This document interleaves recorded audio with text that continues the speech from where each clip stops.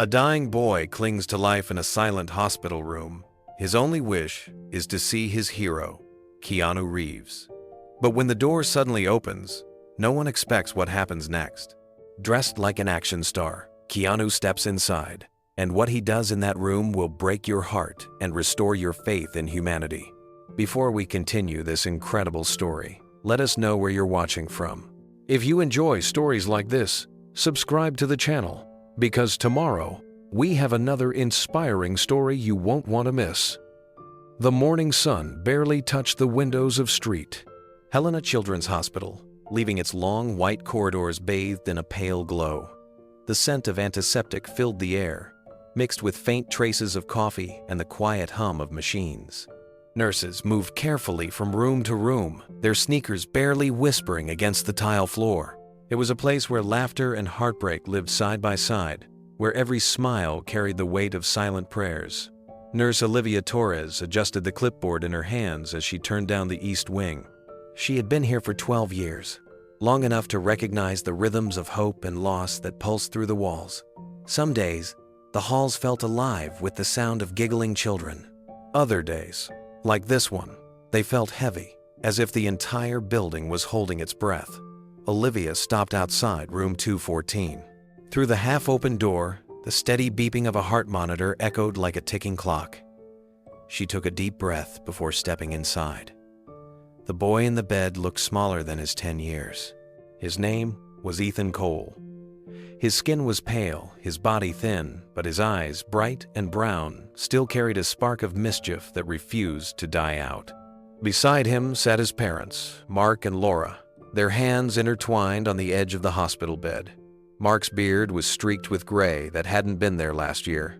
Laura's hair, once always neatly tied, now fell loosely over her shoulders.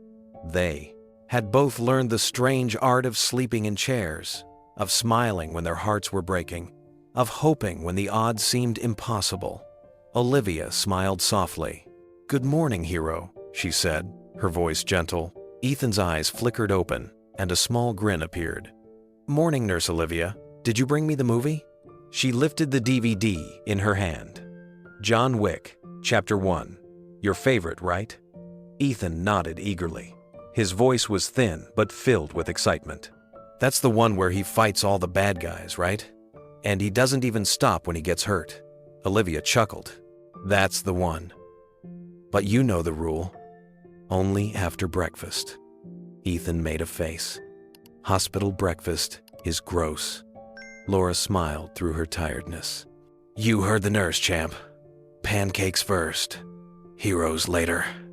For a moment, laughter filled the room, but beneath it lingered something heavier, an unspoken truth they all knew too well. Ethan's heart was failing, and there were no more surgeries left to try. The doctor spoke carefully now, using words like comfort and quality of life, words that no parent ever wants to hear. Still, Ethan's room was filled with life. Movie posters lined the walls: Matrix, Speed, Point Break. His small television sat on a rolling table, always playing Keanu Reeves films. Ethan said they made him feel strong. He often repeated one line from an interview Keanu once gave: "Heroes never give up." Olivia had heard him whisper it before falling asleep, as if repeating it could make his heart keep beating. Outside the window, the city was waking up. Cars moved along the streets below, and sunlight tried to break through a thin veil of morning fog. But inside room 214, time seemed to slow down. The monitors blinked in a steady rhythm, matching the fragile pace of Ethan's heartbeat. Olivia walked over to the window and opened the blinds a little wider, letting in more light. The soft rays touched Ethan's face, making his brown eyes shimmer like polished glass. He smiled faintly. "Looks like a good day to fight some bad guys," he said. Mark squeezed his son's hand. "Every day's a good day when you're still in the fight." Ethan grinned. "That's what Keanu says too." Laura looked at the poster beside the bed, the one with Keanu Reeves holding a sword from 47 Ronin. The edges were curled, the colors faded, but Ethan loved it more than anything. She still remembered the day he'd watched that movie for the first time. He had sat straight up in bed, his heart monitor jumping as he whispered, "Mom, he's not afraid of anything." Now, months later, that same courage lived inside Ethan. Every needle, every test, every sleepless night, he faced them all with the same quiet strength. Olivia wrote something on her clipboard and turned to the family. "Dr. Patel will be doing rounds soon. He'll want to talk about Ethan's medication adjustments." Laura nodded. "We'll be ready." But when Olivia looked into her eyes, she saw the fear hiding behind that calm. She'd seen it too many times before, the way parents tried to stay strong, to act normal, to keep their children from sensing their worry. She tried to change the subject. "You know," she said to Ethan, "I read something about Keanu Reeves. Did you know he visits hospitals sometimes? Not for cameras, just to see the kids." Ethan's face lit up. "Really?" "Really," Olivia said, smiling. "He's kind of like a real-life superhero." Ethan's eyes widened with wonder. "Do you think he'd ever come here?" Mark and Laura exchanged a soft glance. They didn't want to promise something they couldn't deliver. Mark finally said, "He's a busy man, champ. But maybe one day." Ethan nodded, his small chest rising and falling with effort. "Maybe one day," he whispered, closing his eyes for a moment, as if to picture it. Olivia placed her hand gently on his pat. "Arm, you just focus on getting stronger, okay? The rest will take care of itself." Ethan smiled again, whispering the words he always said when things got hard. "Heroes never give up." The room went quiet for a while. The only sound was the steady rhythm of the monitor, beating like a fragile reminder that hope, no matter how small, still lived there. As the morning wore on, the hospital halls grew busier. The intercom buzzed with quiet announcements, and carts rattled by carrying breakfast trays. Olivia moved between rooms, checking on her other patients, but her mind kept returning to Ethan. There was something about him, a brightness that defied the exhaustion of his small body. He didn't just endure pain, he transformed it into hope. When Olivia returned an hour later, Ethan was sitting up in bed, a small smile on his face. The DVD menu of John Wick played quietly on the screen. Laura sat beside him, brushing his hair with careful hands. Mark stood near the window, watching the sky, lost in thought. Olivia smiled. "Well, looks like the hero's ready for action." Ethan nodded, his thin arms resting on a blanket patterned with stars. "I think today he saves the dog again," he said with excitement. "That part always makes me happy." Mark turned from the window, his eyes red-rimmed but warm. He's watched it 100 times, still cheers at the same part. Olivia adjusted Ethan's IV line and spoke softly. "You've got good taste, kid. He's brave, just like you." Ethan laughed, the sound soft and breathy. "Mom says I'm brave because I don't complain. But really, I just pretend I'm in a movie, like I'm training to be strong for when I grow up." The words hung in the air, quiet and heavy. Laura's hand paused in his hair. For a moment, she didn't breathe. Olivia saw the tremor in her lips, the way her eyes glistened but didn't spill over. Parents learned to hide their grief behind smiles. That was their daily act of heroism. Olivia sat beside Ethan. "You know something, Ethan? Even heroes need help sometimes. That's why they have people who believe in them." He looked at her curiously. "Like sidekicks?" She smiled. "Exactly. And you've got the best ones, your mom and dad." Ethan looked at them both, his eyes shining. "Yeah," he whispered, "the best sidekicks ever." The moment felt suspended in time, fragile and pure. Outside, the sun broke fully through the clouds, filling the room with golden light. The posters on the wall shimmered faintly, and for an instant, the hospital didn't feel like a place of sadness. It felt like a stage where courage quietly performed every day. As Olivia stepped out of the room, she turned back for one last glance. Ethan waved weakly, still smiling. She knew that behind that smile was a heart fighting harder than anyone she'd ever known. And though she didn't know it yet, that small boy's courage would soon reach someone who could change everything. The next morning began like most others at Street. Helena Children's Hospital, with the scent of coffee drifting through the halls and the quiet murmur of nurses exchanging updates. but room 214 felt a little dimmer. Ethan had slept longer than usual, his energy fading like a candle struggling against the wind. When Olivia entered, Laura greeted her with a faint smile that didn't reach her eyes. "He's been a little tired today," Laura said softly. "Didn't even want to watch his movie this morning." Olivia walked to the bedside and touched Ethan's shoulder. His small hand stirred, and he blinked awake. "Hey, sleepyhead," she whispered. "Did the superheroes keep you up all night?" Ethan smiled weakly.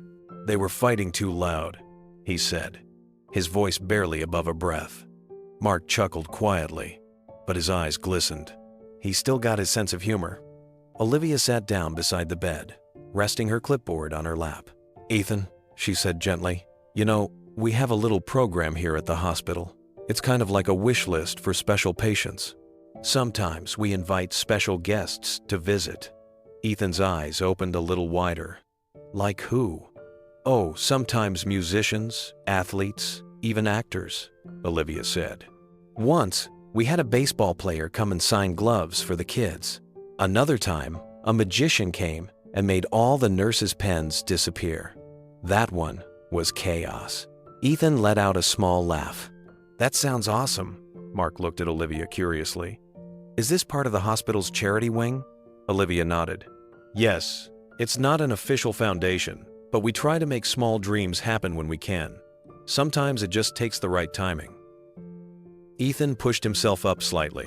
"If I could wish for anything," he said, his voice full of wonder, "I'd want to meet Keanu Reeves. I want to tell him he's the bravest guy ever." The words hung in the air. Olivia's heart ached. She had heard many wishes before trips to Disneyland, puppies, meeting cartoon characters, but this one felt different. Ethan wasn't asking for toys or adventures. He wanted to meet a man who made him feel brave. Laura smiled gently, brushing her son's hair. "That's a big wish, sweetheart." Ethan grinned, his eyes lighting up for the first time that morning. "He always helps people, even when they don't deserve it. I want to thank him for teaching me how to fight."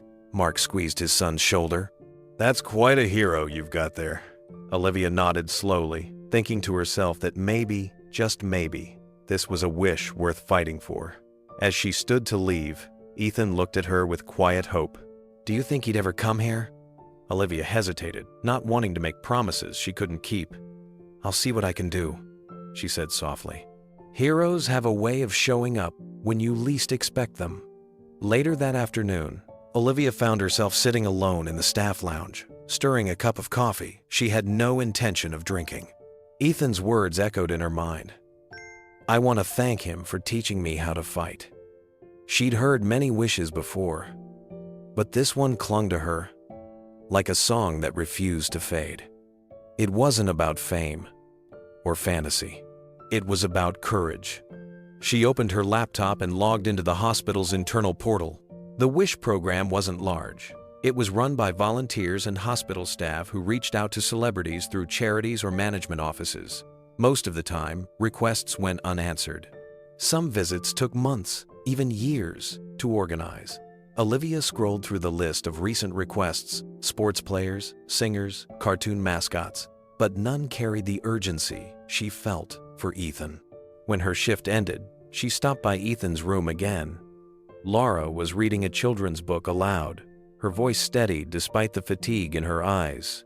Mark stood by the window, arms crossed, staring out at the city skyline where the sun was setting behind the buildings.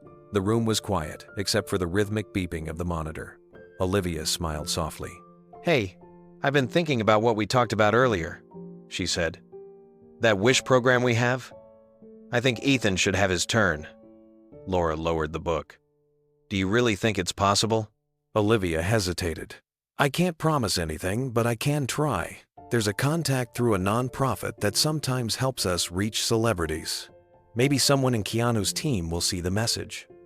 Mark sighed, his face showing years of exhaustion and cautious hope. "It's worth trying," he said. "Even if nothing happens, it'll mean the world to know someone tried." Ethan stirred under the blanket, his eyes flickering open. "Did you say something about Keanu?" Olivia smiled at him. "I was just saying I might try sending him a message. Maybe tell him there's a brave, little hero here who could teach him a few things about courage." Ethan's expression softened into a shy grin. If he comes, I'll show him how to fight with a pillow sword. Laura laughed, tears forming at the corners of her eyes. I'm sure he'd love that, sweetheart. As the night deepened, the room grew quiet again. Mark dimmed the lights, and Ethan drifted towards sleep. Olivia looked at the family one last time before leaving, feeling a lump rise in her throat. She knew time wasn't on Ethan's side. Every hour mattered. Walking down the corridor, she whispered to herself, "If anyone can make this happen, I'll find them." The fluorescent lights buzzed overhead as she disappeared into the hall, determination in her eyes. She had no idea how far her small promise would reach or whose heart it would touch on the other end. That night, the hospital grew quiet again.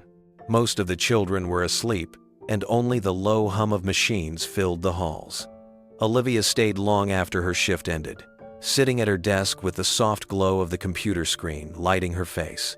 She composed an email carefully, each word carrying a piece of her heart. She described Ethan's bravery, his sense of humor, and the way his eyes came alive whenever Keanu Reeves appeared on screen. She mentioned how the boy whispered lines from his movies, how he believed that heroes never gave up. She ended with a plea, not for publicity or attention, but for a small miracle. When she finished, she read the message one last time, then hit send. The email went out to a general address for Keanu's charitable foundation. She knew the chances were small. There were thousands of messages like this sent every week, most of them lost in the noise. But she also knew she couldn't go home without trying. By the time she walked back to Ethan's room, the hallway lights had dimmed. Through the glass window, she saw Laura and Mark asleep in the chairs, their fingers still touching. Ethan was awake, his face illuminated by the soft blue light of the TV. He turned when he saw her. "Hey, Nurse Olivia, you're still here?" She nodded, stepping inside quietly. "Couldn't sleep. Too much paperwork," she said with a gentle smile. He grinned faintly. "You work too much." "Maybe," she replied, lowering her voice. "But I sent an important message tonight, one that might reach a very special person." Ethan tilted his head. "Who?" "You'll see," she whispered, touching the edge of his blanket. "Just keep believing, okay?" Ethan smiled, his eyelids growing heavy. "Maybe he's just fighting bad guys right now," he murmured, his voice fading as he drifted towards sleep. Olivia stood there for a long moment, watching him breathe. The posters of Keanu's movies surrounded the bed, their corners curling with time. The faces on those posters, Neo, John Wick, Constantine, looked back at her like guardians of a promise. She turned off the small lamp beside his bed and whispered, "Hold on, hero. Help might be closer than you think." As she walked down the hall, the stars outside the window shimmered over the city. Somewhere out there, she hoped, the message she sent would find its way into the right hands, and maybe, just maybe, someone would answer. 3 days passed, and the email Olivia had sent felt like it had disappeared into the void. She checked her inbox every morning before her shift, hoping for something, anything, that resembled a reply. Each time the screen stayed empty, she felt her hope dim slightly. Still, she refused to delete the sent message. It was her small spark of faith. Ethan's condition had grown weaker. His energy came and went in small waves. Some mornings, he woke up smiling, asking about his favorite movies, but by afternoon, he often drifted into long, quiet naps. His parents remained strong, at least on the outside. Mark helped nurses adjust the bed while Laura kept reading to him, her voice soft and soothing. The family had learned to live one heartbeat at a time.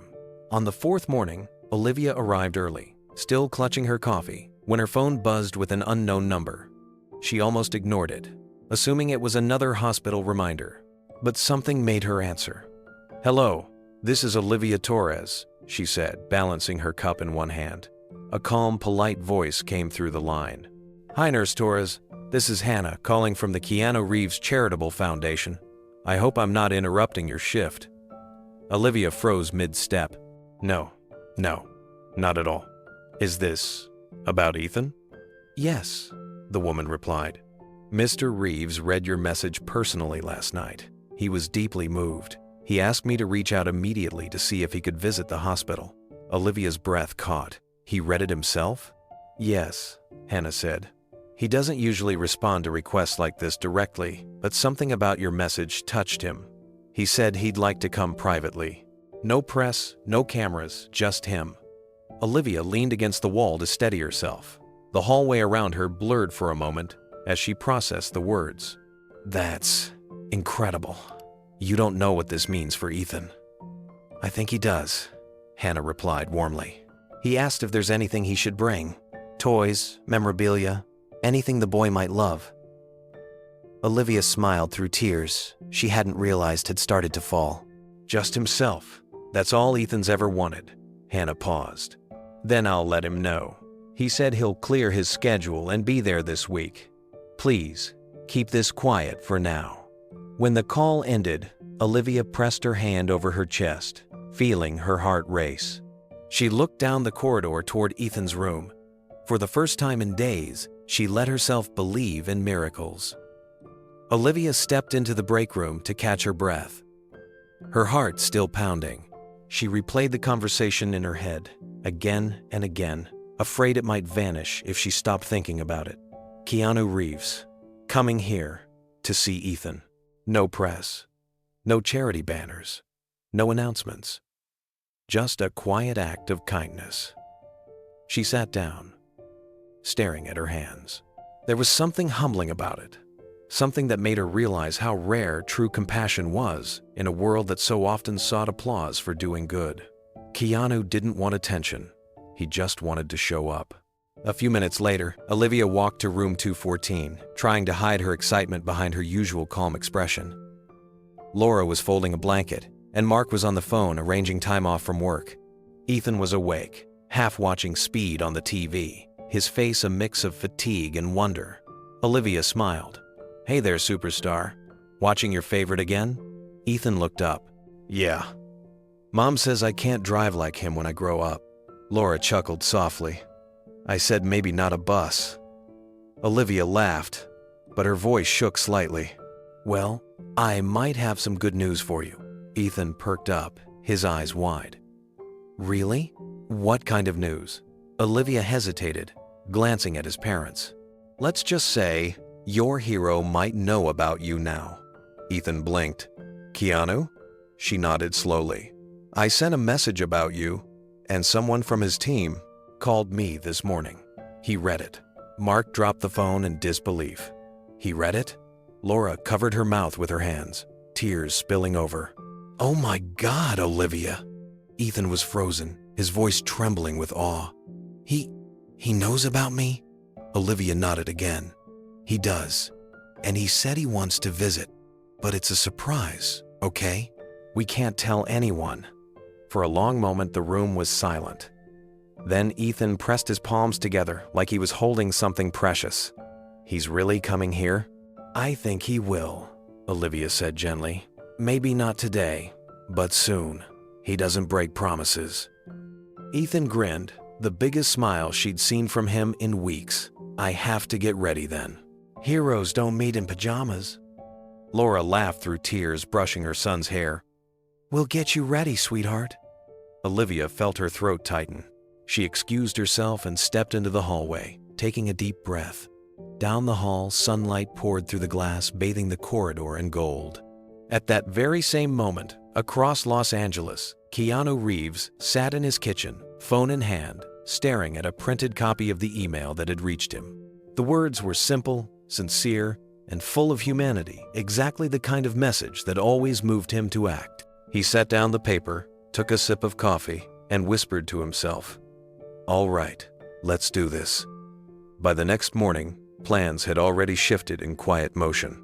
Keanu's assistant confirmed the visit for later that week, but kept the details private to avoid attention. Keanu himself insisted on driving alone. He didn't want a press escort, no photographers, and no publicity of any kind. He told his assistant, if this gets out, it loses its meaning. He spent the evening reading more about Ethan. Olivia's letter described him with such warmth that Keanu could almost see the boy's face. A kid who clung to his movies not for entertainment, but for strength. That thought stayed with him long after the sun went down.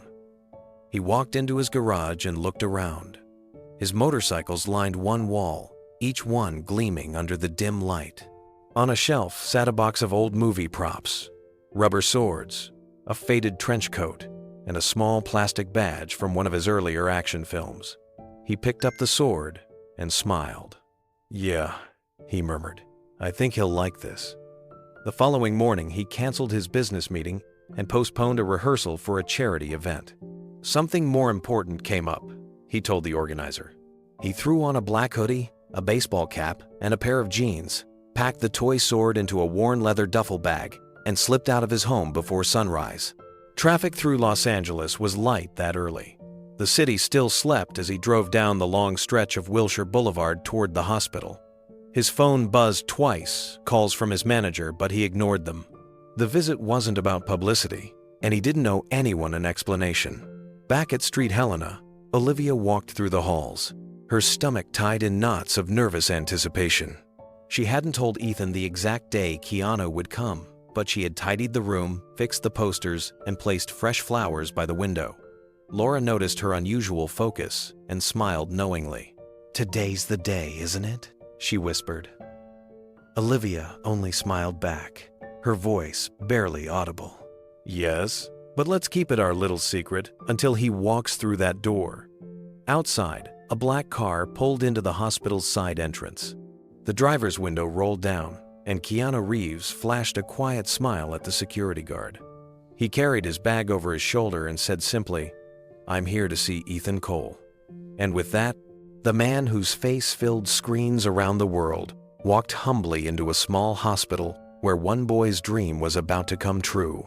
The morning light spilled across Los Angeles as Keanu pulled into the Slave, small parking lot beside Street Helena Children's Hospital.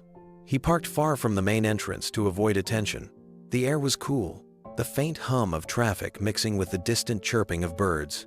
He slung the duffel bag over his shoulder, the same one that once carried movie props, but now held something far more important, a chance to give a little boy a moment of happiness. Inside the lobby, the front desk receptionist looked up with professional politeness. "Good morning, sir. May I help you?" she asked, not immediately recognizing him beneath his cap and mask. Keanu nodded with a soft smile. "Yes, I'm here to visit a patient, Ethan Cole, room 214. The receptionist typed on her computer. "And your name?" He hesitated for a moment, then replied quietly, "Keanu Reeves." She blinked, eyes widening slightly before frowning in confusion. "I'm sorry, could you spell that?" He chuckled lightly. "Sure, Keanu." Before she could say more, the head of security, a tall man named Ron, walked over. "Sir, visits for pediatric rooms are restricted today, unless you're family or approved by staff." Keanu didn't interrupt. He simply opened his jacket slightly, showing his hospital visitor form and ID. "Nurse Olivia Torres invited me. I'm not here for publicity, just here for a kid who loves movies." The man hesitated, unsure whether to believe him. He looked again, studying Keanu's calm eyes. Something in the actor's quiet sincerity made him step aside. "All right, sir. I'll need to confirm with Nurse Torres." Keanu nodded. "Of course." A few moments later, Olivia appeared, walking briskly from the hallway. She'd been preparing Ethan's room when her phone buzzed with the front desk's call. As she rounded the corner and saw Keanu standing there, her breath caught. He looked exactly as he did on screen, yet completely ordinary. Dressed simply, shoulders slightly hunched, as if he wanted to disappear into the crowd. "Mr. Reeves?" she said softly, almost afraid to speak too loudly. He turned toward her, smiling behind his mask. "You must be Olivia. Thank you for letting me come." She blinked rapidly, realizing this was real. "It's an honor," she said, then laughed nervously. "Sorry, I didn't mean to sound like a fan. It's just Ethan will be over the moon." Keanu nodded, his expression warm. "That's why I'm here.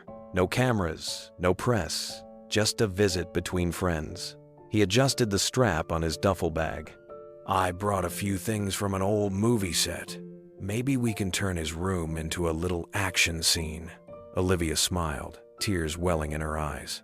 He's going to remember this forever. Olivia led Keanu down the quiet corridor toward the pediatric wing. The smell of disinfectant mixed with the faint sweetness of children's soap. Nurses passed by, their eyes widening slightly as they recognized him, but he lifted a hand softly, signaling for silence. Let's keep this between us, he said gently. They nodded in quiet understanding.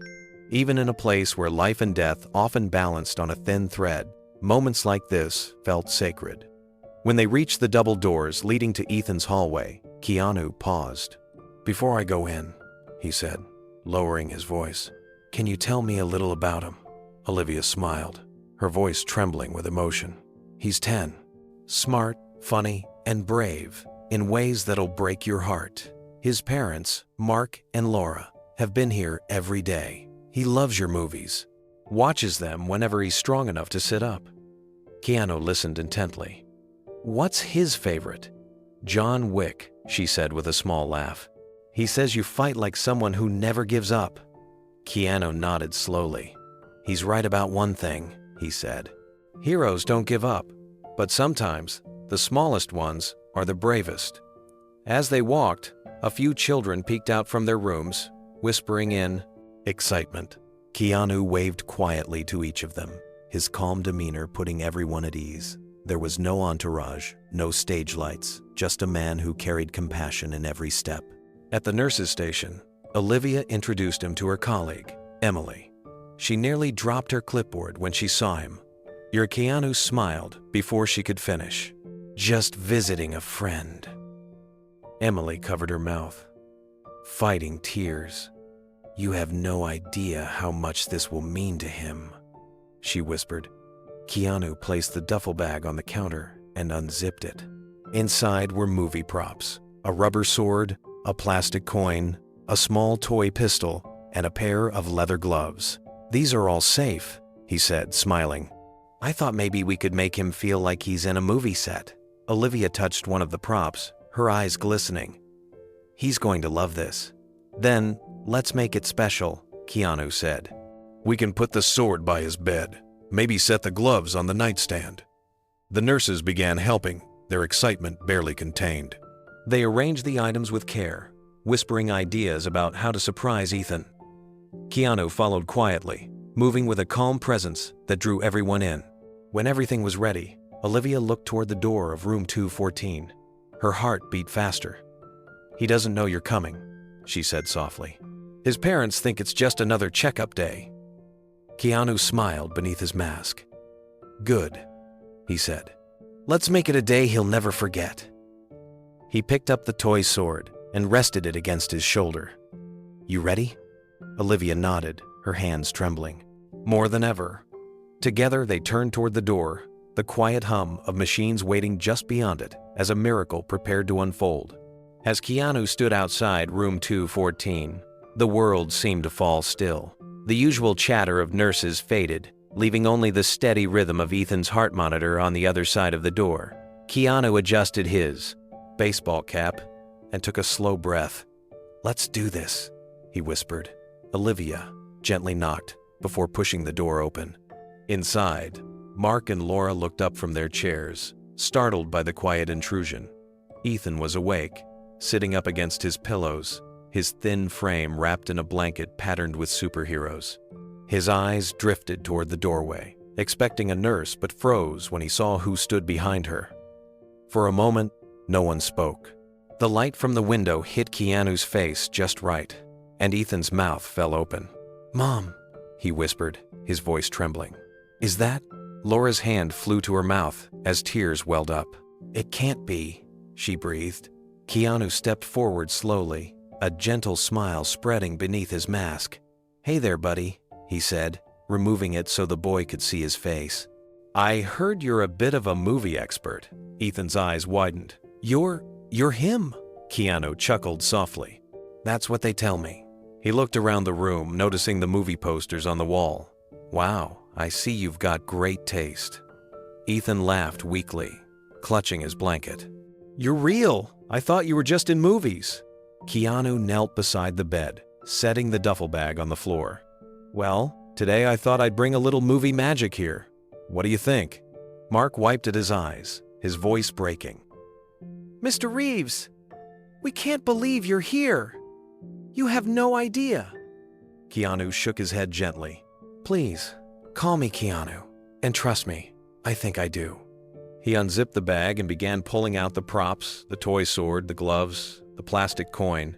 Ethan's eyes lit up as if the room had turned into a theater. "What's all that for?" Ethan asked. Keanu winked. "Well, every hero needs a set. I figured we could make our own little action scene right here. How about that?" The boy nodded eagerly, his voice filled with wonder. "Can I be the hero?" Keanu smiled, handing him the sword. You already are. Behind them, Olivia watched silently, her hands pressed to her chest. Around the room, every nurse who had helped set up lingered in the doorway, unable to hold back their tears. In that small, sterile hospital room, a simple act of kindness had transformed into something sacred, a moment that would live forever in the hearts of everyone who witnessed it. For a long moment, no one moved. The world seemed to hold its breath inside that small hospital room.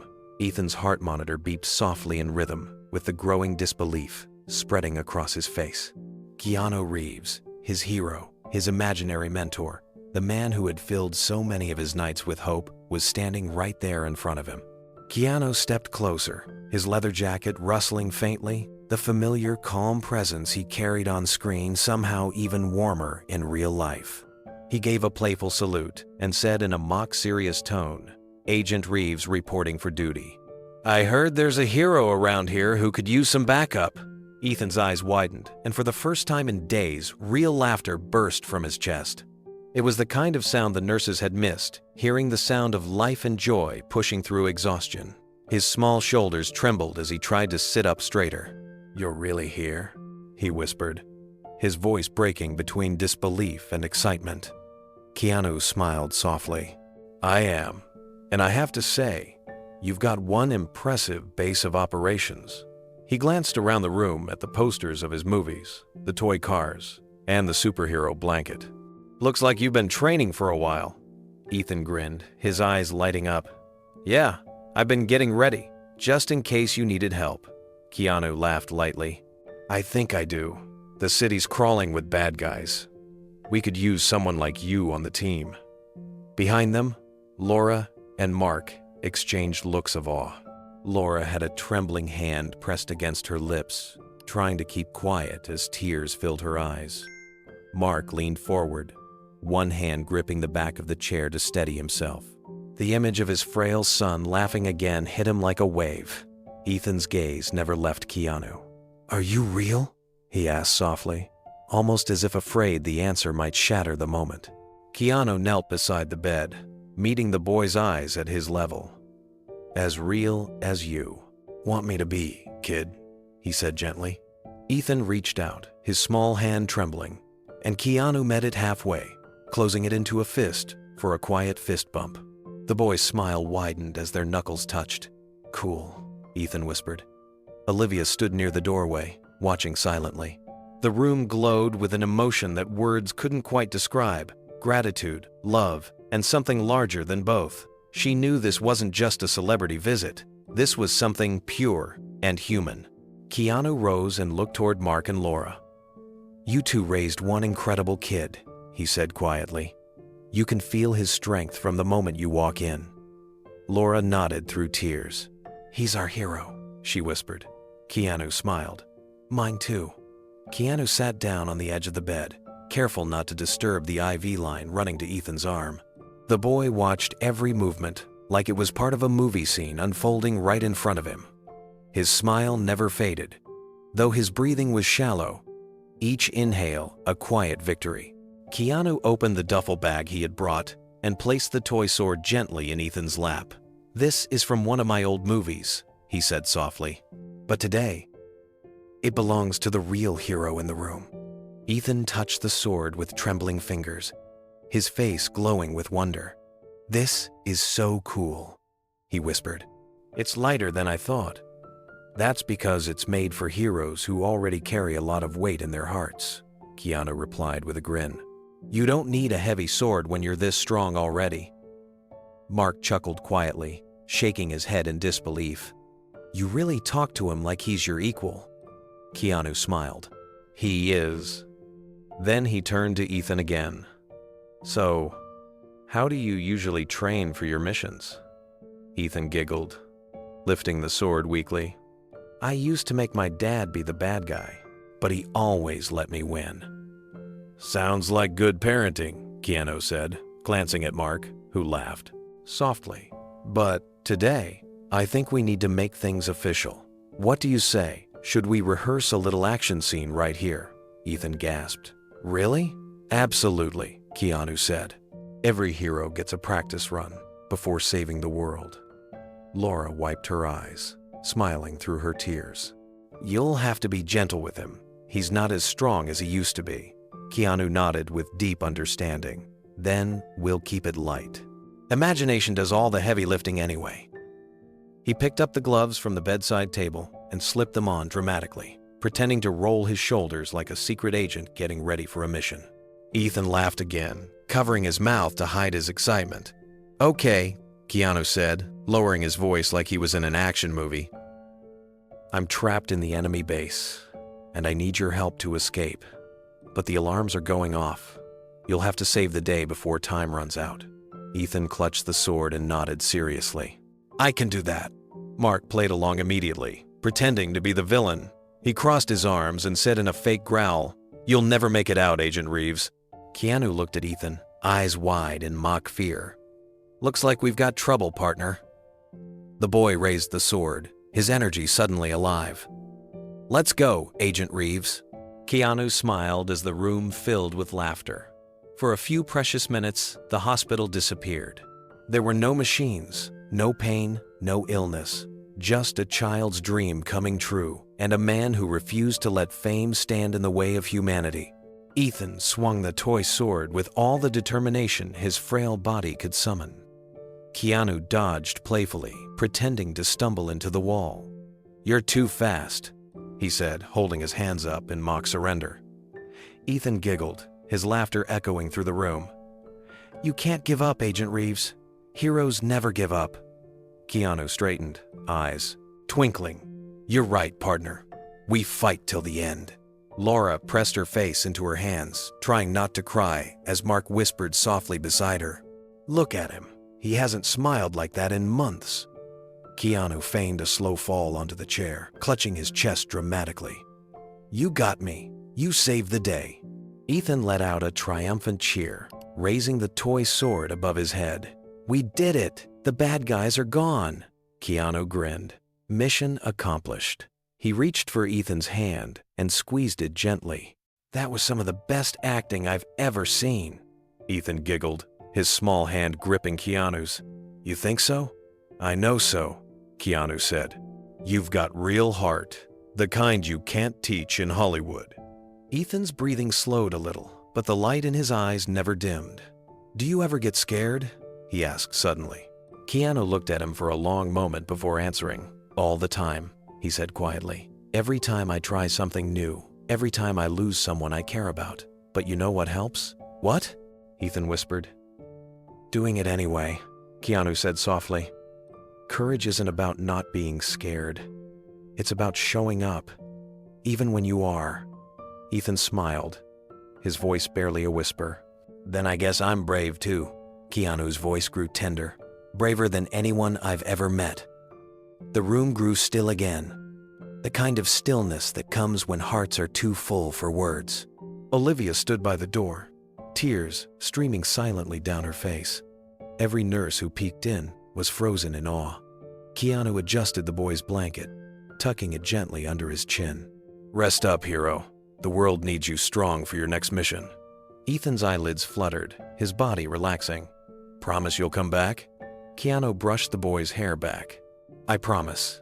The boy smiled one last time before his breathing steadied and sleep pulled him under. Keanu sat there for a long while, holding Ethan's hand as the light from the window fell across them. both a man who played heroes on screen and a child who lived like one every day. When Ethan woke again, sunlight filtered through the curtains, casting soft patterns across his blanket. For a moment, he wasn't sure if it had all been a dream.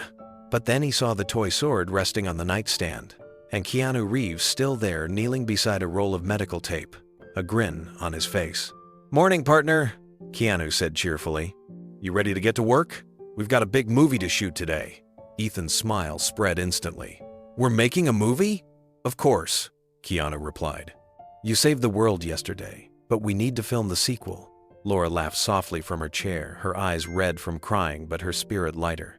"He doesn't even let Hollywood rest," she said playfully. Mark, sipping coffee from a paper cup, joined in. "What's the new story, Mr. Director?" Keanu looked at Ethan, his tone mock serious. "The villains have returned. The world's in danger again, and there's only one person who can stop them." Ethan gasped dramatically. "Me?" Keanu nodded. "You. Agent Ethan, defender of the universe." The boy giggled, sitting up a little straighter, his weak hands clutching the blanket like it was part of a superhero costume. His monitor beeped steadily beside him, but no one seemed to notice. The energy in the room had shifted. Hope was back. Keanu pulled out his bag of props again and spread them across the rolling table. "All right, team," he said, looking around the room. "We've got a set to build." Nurse Olivia, who had stepped in quietly, couldn't help but smile. "Are you recruiting extras, Mr. Reeves?" Keanu grinned. "Always. You look like assistant director material." Olivia grabbed a clipboard from the counter, tapping it dramatically. "All right, people. We've got one scene to save the world. Let's make it count." The nurses passing by peeked in curiously, whispering to each other as they saw the sight. Keanu Reeves, kneeling on the floor of room 214, using strips of medical tape to outline a laser trap on the tiles. He stretched out a blanket between two IV poles to create a makeshift force field, while Mark taped a paper sign on the wall that read, "Evil Lair." He directed with tiny gestures saying, "No, the bad guy should stand right there. And the lasers go zigzag." Keanu followed his lead completely, treating Ethan like the true director. "You heard him, people. Zigzag lasers." Even Laura joined in, holding a pillow as a prop, energy shield. For a moment, the sterile hospital room vanished. The beeping monitors faded into background noise, replaced by laughter and imagination. Olivia stood back, smiling through tears. She had seen miracles before, but none quite like this. Keanu crouched beside Ethan, pretending to inspect the laser field with professional focus. "Looks good," he said, pointing to the blue tape crossing the floor. "But I think we need a few more obstacles. Villains never make it easy." Ethan laughed. "We could use pillows for rocks." "Perfect idea," Keanu said, and began stacking hospital pillows into a small fortress. Every hero needs to climb something dramatic before saving the world. Nurse Olivia stepped closer, pretending to write notes on her clipboard. "Mr. Reeves, we're losing daylight," she teased. "Let's roll the cameras." Ethan grinned so wide his cheeks dimpled. "She sounds like a real director." Keanu nodded. "She's tough, but fair." Then he turned to Ethan and said with a playful whisper, "Okay, Agent Ethan, this is your mission briefing. The villain has captured your mom and dad, and they're trapped behind the energy wall. You have 1 minute to sneak past the lasers, climb the rocks, and free them. Think you can do it?" Ethan's small hands gripped the sword tightly. "Yes, sir." Laura and Mark played along, sitting dramatically on the other side of the blanket wall, pretending to struggle. "Help us, Agent Ethan," Laura cried, laughing through tears. Keanu turned toward the nurses near the door. "We need extras, villain guards." 2 nurses instantly volunteered, laughing as they crossed their arms and made tough faces. Ethan burst into giggles. "They don't look scary." "Ah," Keanu said seriously. "Never underestimate the power of a nurse. They can poke you with needles." The entire room erupted in laughter. Ethan nearly doubled over, clutching his stomach. The sound was pure joy. "All right, everyone in position," Keanu said, lowering his voice like a film director about to call the shot. "And action!" Ethan started his mission, crawling carefully between the taped laser lines, his movements slow but determined. Each breath took effort, but his smile never faded. Keanu whispered directions beside him like a coach. "Good. Watch out for that one." "Now climb the mountain!" Ethan reached the pile of pillows and grabbed the top one triumphantly. "I made it!" he shouted. The nurses pretended to panic, waving their arms dramatically. "He's too strong!" "Retreat!" Laura clapped her hands, and Mark held out his wrists like a captured villain. "You did it, Agent Ethan." Keanu stood back, clapping with a proud smile. "That's how it's done." "You saved the world again," Ethan beamed, cheeks flushed with life. "That was awesome," he said, panting slightly but grinning ear to ear. Keanu knelt beside him again and said quietly, "You were amazing. You didn't just act like a hero, you became one." Ethan looked at him with bright eyes. "Can we do another scene?" Keanu smiled. "As many as you want."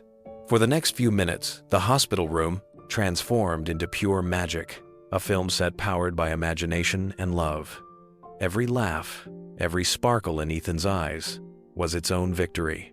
The game continued, and laughter filled every corner of the room. Keanu turned the rolling IV stand into a robot guard, taping 2 paper eyes to its bag and giving it a name, Commander Drip. Ethan nearly fell over laughing as Keanu saluted the IV pole like it was a general. "Commander Drip says we're surrounded," Keanu warned in a deep voice. Ethan pointed the toy sword at him, giggling uncontrollably. "Then we fight together." Mark joined in, pretending to trip over a pillow, while Laura used another blanket as a shield. The nurses played their parts, stumbling in mock defeat whenever Ethan pointed the sword their way. It was chaos, but the best kind. Even the doctors paused at the door, some recording quietly with their phones, though no one dared post anything. Everyone knew this was private. It wasn't a celebrity moment, it was a human one. Keanu moved through the room like a seasoned actor, guiding a crew. Yet the spotlight never stayed on him. He made sure Ethan was the star. He called out, "Cut!" only when Ethan burst into laughter too hard to continue. Then he'd smile and whisper, "You nailed it, hero." When they finished their last scene, Keanu clapped his hands together and said, "That's a wrap, everyone. Excellent work. I think we've just saved the universe." Ethan leaned back against his pillows, smiling so wide it almost hurt. "That was the best movie ever," he whispered. Laura bent down to kiss his forehead, tears of joy streaking her face. "It really was," she said softly. Keanu gently gathered the props, setting them on the nightstand beside the toy sword. Then he looked at Olivia. "Thank you for letting me do this. It means more to me than you know." Olivia shook her head, her voice thick with emotion. "No, Mr. Reeves. It's us who should. Thank you. You just gave this family something medicine never could." Keanu's eyes softened. "Call me Keanu," he said quietly. "And I think he gave me something too." Ethan blinked sleepily, his small voice drifting through the room. "Do heroes ever get tired?" Keanu smiled, resting his hand lightly on the boy's shoulder. "They do, buddy. But they never stop showing up." The room fell into peaceful silence. Outside, the afternoon light glowed through the window, touching everyone in that space. For a few precious minutes, sickness had vanished. All that remained was love, laughter, and the simple magic of a child's dream come true. The hospital room was alive with energy. The set they had built earlier still stood proudly, pillows stacked as boulders, blankets hung as walls, and blue tape marking imaginary laser beams across the floor.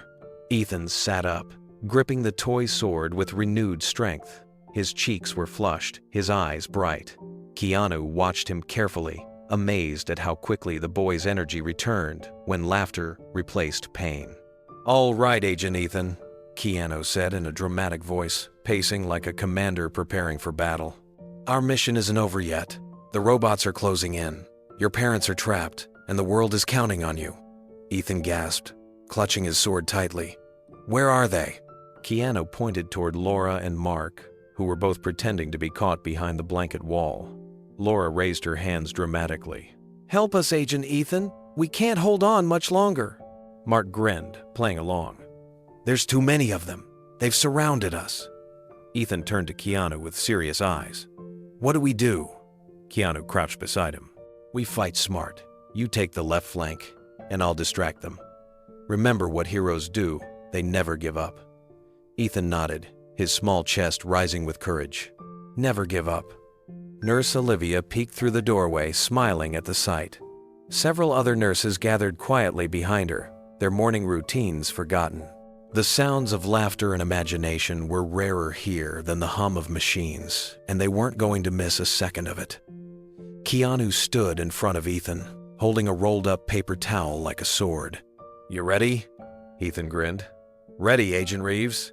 "Then let's do this," Keanu said, lowering his voice like a movie trailer narrator.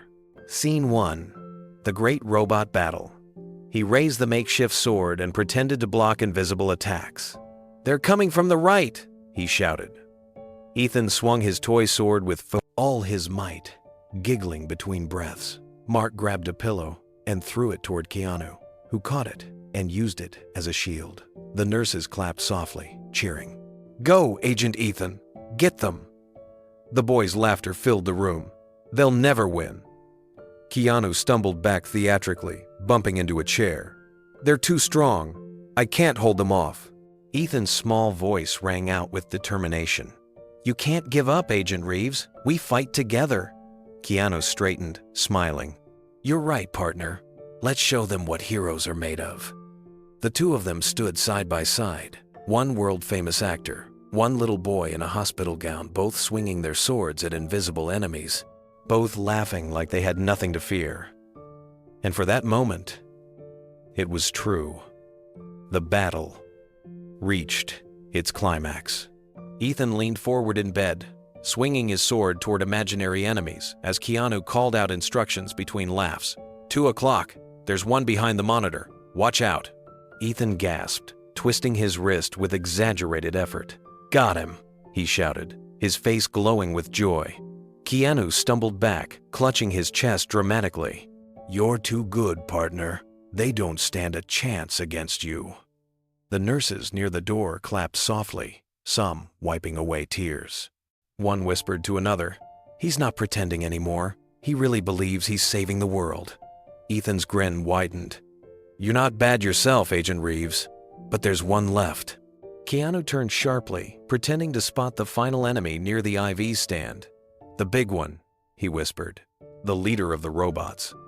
Mark jumped in, picking up a spare blanket and wrapping it around his shoulders like a villain's cape. "You'll never defeat me!" he roared, his voice echoing through the small room. "I control every robot in the galaxy!" Ethan's eyes sparkled. "Not if I stop you first!" Keanu lowered his voice and whispered, "Remember what we practiced. Aim for the heart." Ethan nodded, raising his sword high. "For Mom and Dad," he shouted, charging with all the determination his fragile body could summon. Mark fell back dramatically onto the pillow pile, groaning in defeat. Keanu dropped his weapon and raised his hands triumphantly. "You did it, Agent Ethan. You saved the galaxy." Ethan gasped for breath, his small chest rising and falling, but his smile never faded. "We did it," he said softly, gripping his sword with pride. Keanu smiled, kneeling beside him. "You led the charge, hero. I just followed your lead." At that moment, the door opened, and Dr. Patel, Ethan's physician, stepped in to check on him. He stopped short, completely taken aback by the sight, the room filled with laughter, the walls covered in tape, and Keanu Reeves lying on the floor pretending to be wounded. "What on earth, doctor?" Patel began, then stopped when he saw Ethan's expression. The boy's laughter was contagious. Keanu noticed the doctor watching and called out dramatically, "Doctor, we need reinforcements." "Doctor," Patel chuckled, shaking his head. "You seem to be doing just fine without me." His voice softened. It's good to hear him laugh again. The nurses nodded in agreement. One whispered, "I've never seen Ethan this alive." Keanu turned back to the boy, who now raised the sword above his head in triumph. "Mission complete," Ethan said proudly. Everyone in the room applauded. Mark and Laura clapped through tears, unable to speak. Even Dr. Patel joined in, smiling warmly. Keanu bowed deeply, one hand on his heart. "Ladies and gentlemen," he said with a grin, "the true hero of this story, Agent Ethan Cole." The applause grew louder, echoing down the hallway like the sound of hope itself. Ethan stood tall on his bed, the toy sword lifted high above his head. His small arms trembled, but his spirit radiated strength, far beyond his years. Keanu raised his hands in surrender, pretending to stagger backward. "You got me, Agent Ethan. The hero wins again." The room erupted in cheers. Olivia wiped her eyes while trying to keep her clipboard steady. Even the nurses who had gathered in the doorway began clapping and laughing, their voices echoing down the corridor. Someone whispered, "I wish every kid here could feel this happy." Keanu pretended to collapse onto the floor, rolling to the side like an actor in a real stunt. He groaned dramatically. "You're too powerful, kid. The bad guys don't stand a chance." Ethan giggled so hard that his laughter turned into hiccups. "You fell just like in your movies." Keanu grinned up at him. "That's because I learned from the best." Mark reached out, steadying his son's arm as Ethan lowered the sword, still breathing heavily but smiling from ear to ear. "You okay, champ?"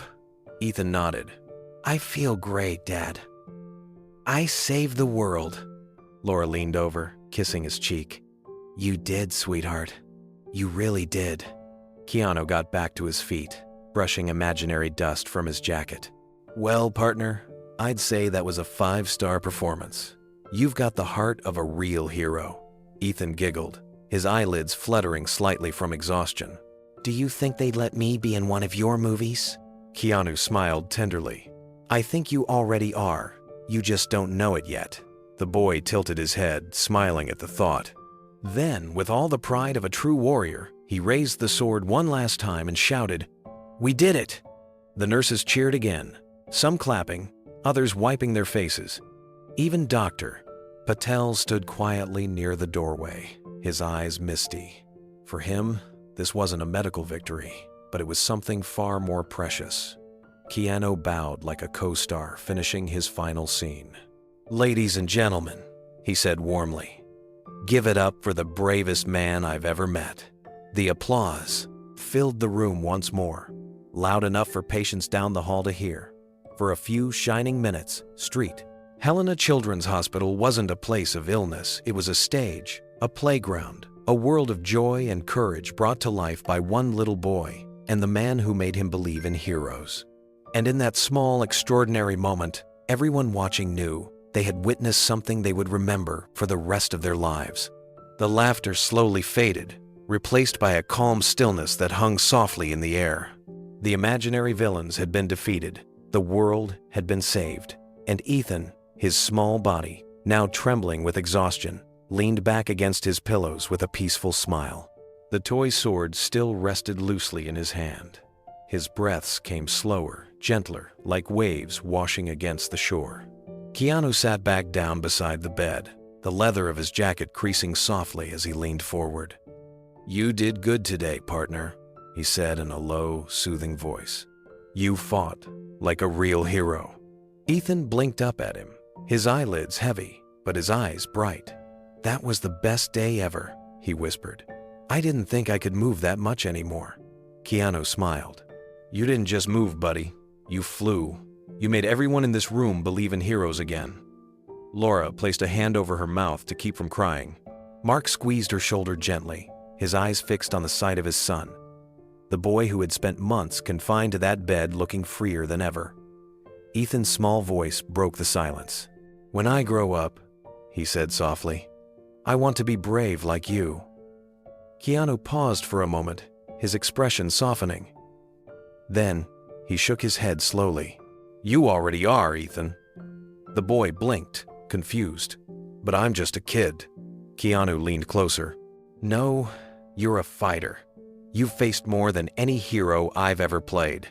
The things I do in movies, they're just pretend. But what you're doing? That's real bravery. Ethan's lips curled into a tired smile. You really think so?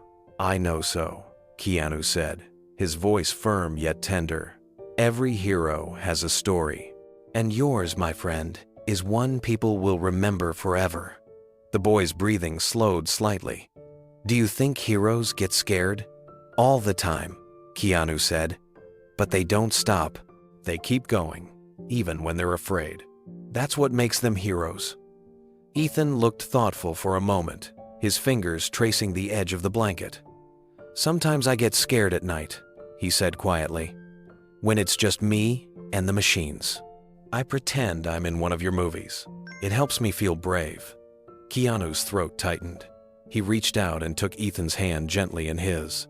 You don't have to pretend anymore, buddy. You are brave. You've already done what most people never could. Mark and Laura sat silently, watching the two of them. Neither could find words for what they felt. Gratitude, love, sadness, all of it blended into one overwhelming wave of emotion. Olivia, standing just outside the door, pressed a hand to her heart.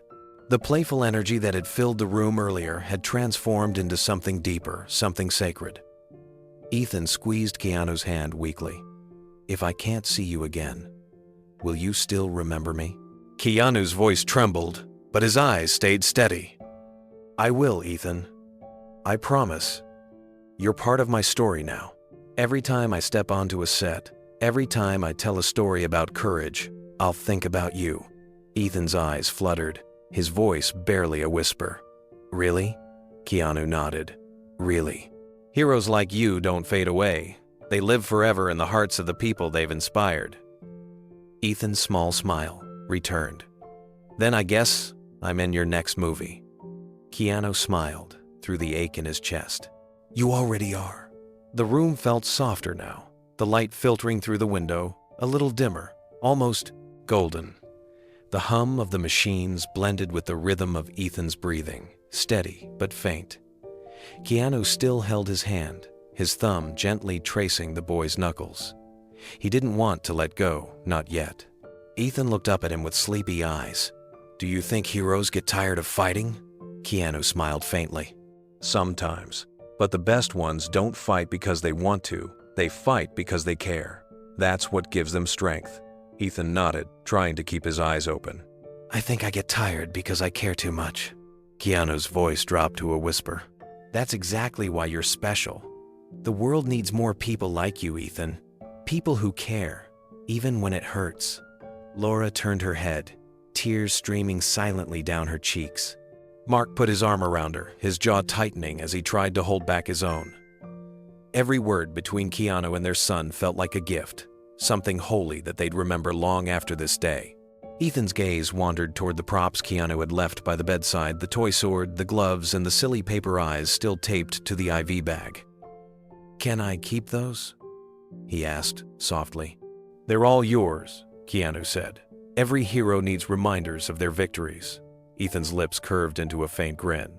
Then I'll keep them forever. You should, Keanu said. But remember, being a hero isn't about what you have. It's about who you are. The boy's eyelids fluttered again, and for a moment, it looked like he might drift off. But then he stirred, his small voice barely audible. If I don't get better, will you tell people my story? Keanu's throat tightened. I will, he said quietly. I'll tell it the way it deserves to be told, about a boy who never stopped believing, about how he turned a hospital room into a world of hope. Ethan's fingers twitched in his hand. That sounds like a good movie, Keanu smiled. The best one. For a long moment, neither spoke. The world outside went on as usual. Cars passed, phones buzzed, but inside that room, time stood still. Keanu leaned closer, his voice barely above a whisper. You know, I meet a lot of people. Fans, actors, directors, but you've reminded me what being brave really means. Ethan smiled weakly. You're my favorite hero. Keanu's voice cracked. You're mine too, kid. Mark and Laura exchanged a look of gratitude and heartbreak all at once. Laura reached over and brushed her son's hair gently away from his forehead. her voice trembling. "Say thank you, sweetheart." Ethan squeezed Keanu's hand one last time. "Thank you for coming." Keanu shook his head slowly. "No, Ethan. Thank you for letting me." The boy's eyes fluttered again, and he drifted into a quiet rest. Keanu stayed there beside him, still holding his hand. The sword lay across the blanket like a symbol of everything that moment meant. Finally, Keanu looked toward Mark and Laura. "You've raised a hero," he said softly. "Don't ever forget that." Laura wiped her tears, her voice breaking. "We won't. You gave him the happiest day of his life." Keanu glanced back at Ethan, his expression gentle and full of awe. "No," he whispered. "He gave me one of mine."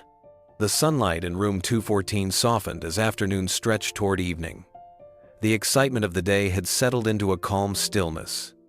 Ethan lay against his pillows, his body weak, but his spirit radiant.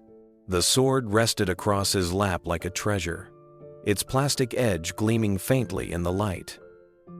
Keanu sat beside him, his elbows on his knees, quietly talking while the nurses tidied up the room. Laura wiped Ethan's forehead gently with a cloth, her smile tender. "You tired, sweetheart?" Ethan nodded, his voice faint but content. "Yeah, but I'm happy tired." Keanu smiled. "That's the best kind of tired there is." Mark stood near the window, taking in the moment, his eyes glistening. He turned toward Keanu. "Mr. Reeves, I know you said you didn't come for attention, but would you mind if we took a picture? Just for him? Something to remember this day by." Keanu looked at Ethan, who perked up at the suggestion. "A picture?" the boy asked hopefully. Keanu nodded, his expression soft. "Only if it's just for you and your family. No posting online, no cameras flashing. This moment belongs to you." Laura placed a hand on her chest, overcome. "Of course," she said quickly. "We would never share it. It's just for us." Keanu stood and leaned slightly toward Ethan's bed. Olivia stepped in from the doorway, quietly holding up her phone. The nurses gathered around, smiling gently as she said, "All right, big smiles, everyone." Ethan's face lit up with pride. He gripped the toy sword in one hand and held it high. Keanu knelt beside him, matching his pose with a playful grin. Mark and Laura leaned in close, each resting a hand on their son's shoulder. Click. The soft sound of the camera shutter filled the room. It was a simple photograph, but everyone there knew it captured something far greater than an image, a memory that would live in their hearts forever. When Olivia lowered the phone, her hands trembled slightly. "Got it," she said, her voice cracking. "It's perfect." Ethan smiled, gazing up at Keanu. "That's the best picture ever." Keanu looked down at him warmly. "That's because it's not just a picture, buddy. It's proof that heroes exist." The boy's eyes filled with quiet awe. "You really think I'm one?" Keanu nodded firmly. "Without a doubt." He reached for the sword, turning it gently in his hands before placing it back into Ethan's grasp. "And you know what heroes do when their mission's done?" Ethan shook his head. "They pass the sword to the next one," Keanu said softly. "So if you ever meet someone who's scared or feels small, you tell them what you told me, that heroes never give up." Ethan grinned faintly, holding the sword close to his chest. "I will. I promise." Keanu stayed seated beside the bed, his expression peaceful. For the first time all day, the room was quiet. No laughter, no movement, just the gentle hum of the monitor and the sound of breathing. The moment felt sacred, suspended in time. Ethan turned the toy sword slowly in his hands, admiring the way the light bounced off its edge. "Do you really think heroes pass it on?" he asked. Keanu nodded. "Always. Every hero leaves something behind. A story, a lesson, a little bit of courage. You're already doing that. You gave everyone here something they'll never forget." Ethan smiled faintly, his eyelids heavy. "Then I'll give this sword to someone else one day. Maybe another kid who's scared." "That's the spirit," Keanu said gently. "That's what makes a legacy, when your bravery becomes someone else's hope." Laura brushed Ethan's hair back, her tears finally falling. He's always been brave. Even when he couldn't get out of bed, he'd tell me, "Mom, don't cry. Heroes rest too." Keanu's voice softened. He's right. Even heroes need rest. That's how they find the strength to keep fighting. Mark looked at his son, his jaw trembling. You've given us something we didn't know we needed, Mr. Reeves. You reminded us that even in the hardest moments, there's still light. Keanu met his eyes quietly. The light was already here, he said. I just got to see it. Olivia stood at the doorway, her hand over her mouth. Her heart swelled at the sight of Ethan's happiness, the kind she hadn't seen since the day he first arrived at the hospital. For weeks, she'd prayed for a moment like this, something to remind him of childhood beyond the machines. Now, watching him clutch that sword with pride, she whispered under her breath, I've never seen him this happy. Ethan looked over at Keanu again. You'll really remember me? Keanu smiled. Always. You'll be the story I tell when people ask me what real courage looks like. The boy's small hand reached for his, squeezing with surprising strength. Then I'll remember you too. You're the hero who came when I needed one. Keanu's voice trembled as he replied, I think we saved each other, buddy. The boy's eyes fluttered, his exhaustion returning, but he still managed a quiet smile. If you ever fight bad guys again, tell them Ethan says hi. Keanu chuckled softly. Deal. For a long moment, they simply sat there in silence. The setting sun painted the room with gold, catching the edge of the sword like a shimmer of hope. Finally, Keanu rose to his feet. I should let you rest, partner. You've had a big day. Ethan looked up weakly, his voice barely above a whisper. You'll come back, right? Keanu placed a hand over his heart. I will, but even if I can't be here, I'll always carry you with me. Ethan smiled again, that soft, innocent kind of smile that breaks hearts and heals them at the same time. Okay, promise? Keanu leaned forward, pressing his forehead gently against the boy's. Promise. When he turned toward the door, Laura and Mark rose to thank him.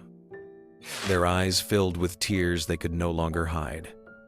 But Keanu only shook his head, his voice quiet and humble. You don't need to thank me. This was his show. I was just lucky enough to be in it. As he stepped into the hallway, Olivia caught his eye. She wanted to say something, anything, but words failed. Keanu simply smiled and nodded, a silent understanding passing between them. Behind him, through the open door, Ethan drifted into peaceful sleep, the toy sword still resting across his chest, like a badge of honor. And for everyone who had witnessed that moment, it felt as if they'd seen a miracle, small, quiet, and utterly unforgettable. The sun slipped behind the city skyline, leaving Street, Helena Children's Hospital, bathed in a quiet orange glow. The long day had finally come to an end, but room 214 still carried a warmth that no sunset could dim. Ethan was asleep, the toy's sword resting across his chest, his small hand still curled around the hilt as if guarding it. The machines beside him hummed softly, but their rhythm seemed gentler tonight. Mark sat in the chair beside the bed, his arm draped over Laura's shoulders. Neither spoke for a long while. They just watched their son breathe, his face peaceful for the first time in weeks. Laura broke the silence, her voice trembling. He's really sleeping, Mark. No pain, no fear, just resting. Mark nodded, his eyes still glistening. I know.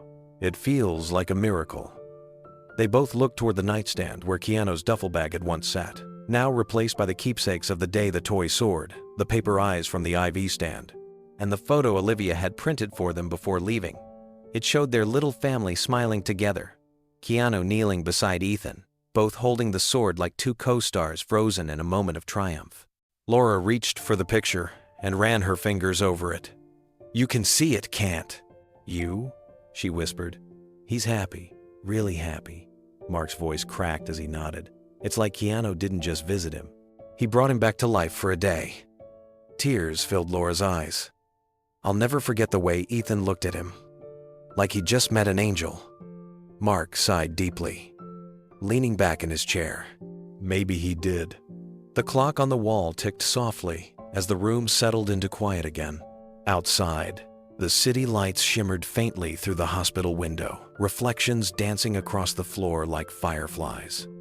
For the first time in months, Laura allowed herself to close her eyes.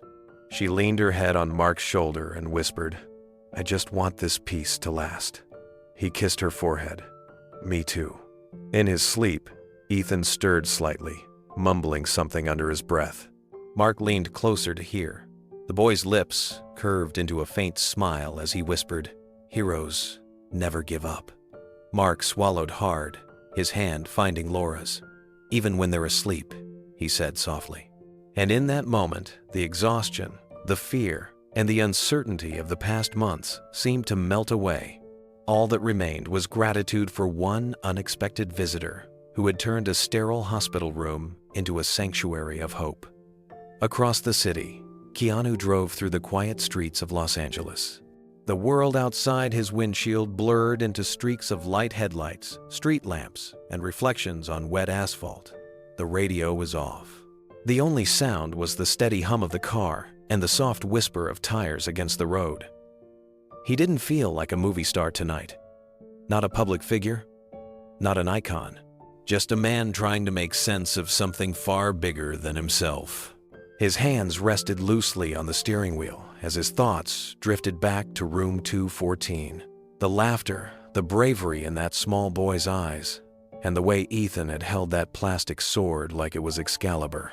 He smiled faintly at the memory. There had been so many times in his life when people told him he was a hero for what he did on screen. But that boy had shown him what real heroism looked like. Quiet, humble, and far stronger than any fight choreographed on a movie set. When he reached a red light, he stopped and looked out the window. A billboard for one of his upcoming films loomed over the street.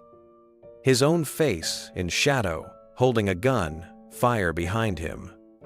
For the first time, it felt small. He thought of Ethan's words echoing softly in his mind. "When I grow up, I want to be brave like you," Keanu exhaled, leaning back against the seat. "Kid," he whispered to himself, "you already are." The light turned green, and he drove on. Instead of heading home, he pulled into a small park near the hills, a place he sometimes went when he needed to think. He parked, cut the engine, and sat in silence under the dim glow of a street lamp. The city stretched out before him like a field of stars. He reached into the passenger seat, where the camera phone Olivia had used to take the photo still lay wrapped in a cloth. He had asked her to send it to him too, not to post, not to share, but to keep. He unlocked the screen, and the image appeared. Ethan, smiling brighter than the sun, sword in hand, his parents beaming beside him. Keanu stared at it for a long time. His eyes stung, but he didn't look away. "You gave me something real today, buddy," he murmured. "Something I didn't even know I needed." He pulled out his phone and dialed his assistant.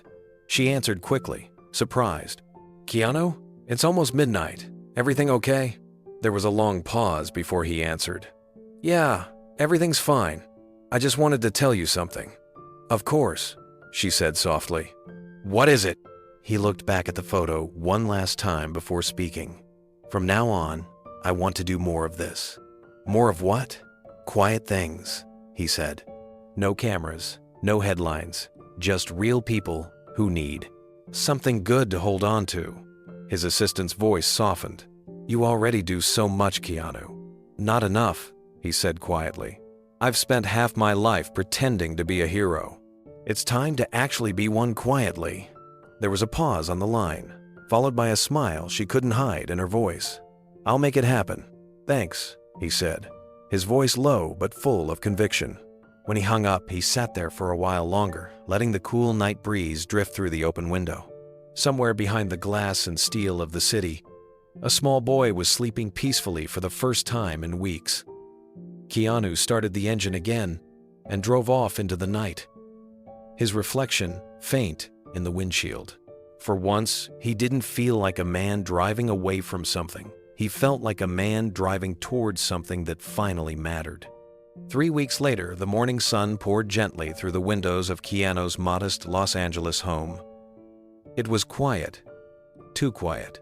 His life had gone back to its usual rhythm of scripts, phone calls, and meetings, but something in him had changed. Every time he stepped onto a set, he saw Ethan's face in his mind, the wide smile, the bright eyes, the little voice saying, "Heroes never give up." That morning, his assistant walked in, carrying a small stack of mail. "Just a few things," she said, setting them on the kitchen counter. Among the envelopes was one that stood out white, handwritten, slightly smudged from travel. On the back, in neat letters, it read, "From Nurse Olivia, Street Helena Children's Hospital." Keanu froze for a moment. He reached for it carefully, feeling the uneven texture of the paper. His heart beat a little faster as he turned it over. The envelope was sealed with gentle precision, as if whoever sent it had done so with trembling hands. He sat down, elbows resting on the table, and opened it slowly. Inside were 2 sheets of paper and a small folded drawing. The first was a note written in Olivia's familiar handwriting. "Dear Mr. Reeves," it began. "I wanted to thank you again for the day you came to visit Ethan. None of us here have been the same since. The nurses still talk about it. The doctors still smile when they pass room 214. For a while, it felt like magic had taken over this place." Keanu swallowed hard and kept reading. "There's something else I need to share," Olivia continued. "Ethan passed away peacefully a few nights ago. His parents asked me to send you this letter and the picture he made after your visit. He was holding your sword when he left us, smiling. His last words were, 'Tell Agent Reeves, I finished my mission.'" Keanu stopped reading for a moment. The words blurred before his eyes. He set the letter down gently and unfolded the drawing. It was done in crayon on a sheet of hospital paper. 2 stick figures stood side by side, one tall, one small, each holding a sword. Above them, written in large, uneven letters, were 3 words, "Heroes never die."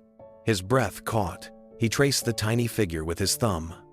The boy's uneven smile. The little sword. The shaky lines that somehow carried more life than any photograph ever could. The second page was a letter from Ethan's parents. The handwriting was careful, almost hesitant, but full of warmth. "Dear Mr. Reeves," it began, "we wanted you to know that you gave our son the happiest day of his life. He talked about you every single day afterward. He told every nurse, every doctor, even the janitor, that he fought beside his hero. You gave him something we never could, pure joy in the middle of pain." Keanu read slowly, his eyes fixed on every word, his hand trembling slightly as he held the page. The letter continued with careful, heartfelt words. "After you left that day," it read, "Ethan slept peacefully for the first time in weeks. He held the sword tight every night, saying it protected him from nightmares. When the nurses came in the next morning, they told us they'd never seen him smile so much. Even when he grew weaker, he never lost that light. He kept saying, 'Agent Reeves told me to be brave.'" Keanu paused, his chest tightening as he imagined that small hospital room. The boy lying there, fragile but fearless. The sword clutched in his hand like a badge of courage. The letter went on. "The night he passed, he told us he wasn't scared. He said heroes never die, they just go on new missions." Those were his last words. We believe he meant that. Thanks to you. You helped him see beyond the walls of this hospital, beyond the fear. Tears blurred Keanu's vision, but he forced himself to keep reading. "We know you didn't want publicity or recognition, but we had to tell you how much you changed his life. You didn't just meet a fan, Mr. Reeves. You met a soul who needed hope, and you gave it freely, without cameras or promises. That's something we'll never forget." The final line of the letter was simple. "Thank you for being his hero, when he needed one most." Keanu folded the letter slowly, setting it beside the drawing. He leaned back in his chair, his head bowed, and for a long moment, he couldn't move. The air in the room felt still, heavy with the weight of everything unsaid. He thought of Ethan's laughter echoing through the hospital, the way the boy had shouted, "We did it!" after their make-believe fight. The look in his eyes when he said, "Promise?" Keanu wiped at his face with the back of his hand, his voice barely a whisper. "You kept your promise, kid." He stood and walked toward the small corner of his home where he kept personal things, photographs, keepsakes, mementos that meant something real. He reached for a simple black frame and gently slid the drawing inside. The words, "Heroes never die," sat perfectly centered beneath the two figures. He placed it on the shelf, right beside an old photo of his mother and another of his late friend, River. Then he stepped back, studying it quietly. The boy's crayon world, the one where he and Keanu stood side by side, now lived among the things Keanu held most dear. It didn't feel sad. It felt like a continuation. He whispered softly into the quiet room. "You finished your mission, Ethan. Now I'll keep mine." For the rest of that day, Keanu spoke to no one. He turned down every call, every meeting. Instead, he went for a long walk through Griffith Park, the wind tugging gently at his jacket, his mind replaying every moment from that visit. And as the sun began to set behind the hills, he looked out toward the fading sky and murmured, "Heroes never die, they just keep showing up." The breeze carried his words away, and for the first time in weeks, he smiled again. 3 months later, the spring air rolled gently through Los Angeles, warm and bright. The city buzzed as always, but Keanu moved through it quietly. There were no reporters, no entourage, no announcements. Just him, driving a modest black SUV toward the place that had stayed in his mind every day since that letter arrived, Street Helena Children's Hospital. When he pulled into the parking lot, memories flooded back like a wave. The laughter, the smiles, the way Ethan had lifted that sword with all the courage in the world. It still lived in him, every moment of it. He stepped out, wearing a simple gray jacket and jeans, carrying nothing but a small wooden box and a quiet heart. The hospital staff didn't expect him that day. He hadn't told anyone he was coming. He wanted it that way. Inside the lobby, Nurse Olivia was just finishing a chart when she looked up and froze. "Mr. Reeves?" she said softly, stunned. Keanu smiled gently. "Hi, Olivia. I was in town and thought I'd drop by. How's everyone holding up?"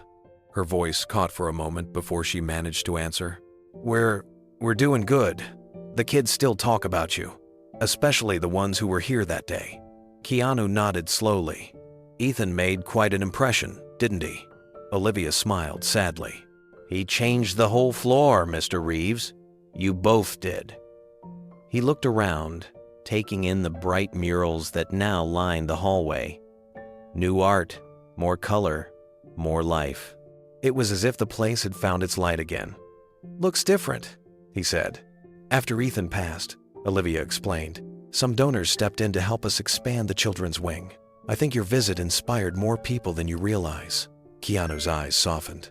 "That's good to hear, but I didn't come to be thanked. I came to see him, or his room." Olivia nodded, her voice gentle. "It's still there. We haven't reassigned it yet. Follow me." They walked together down the familiar corridor.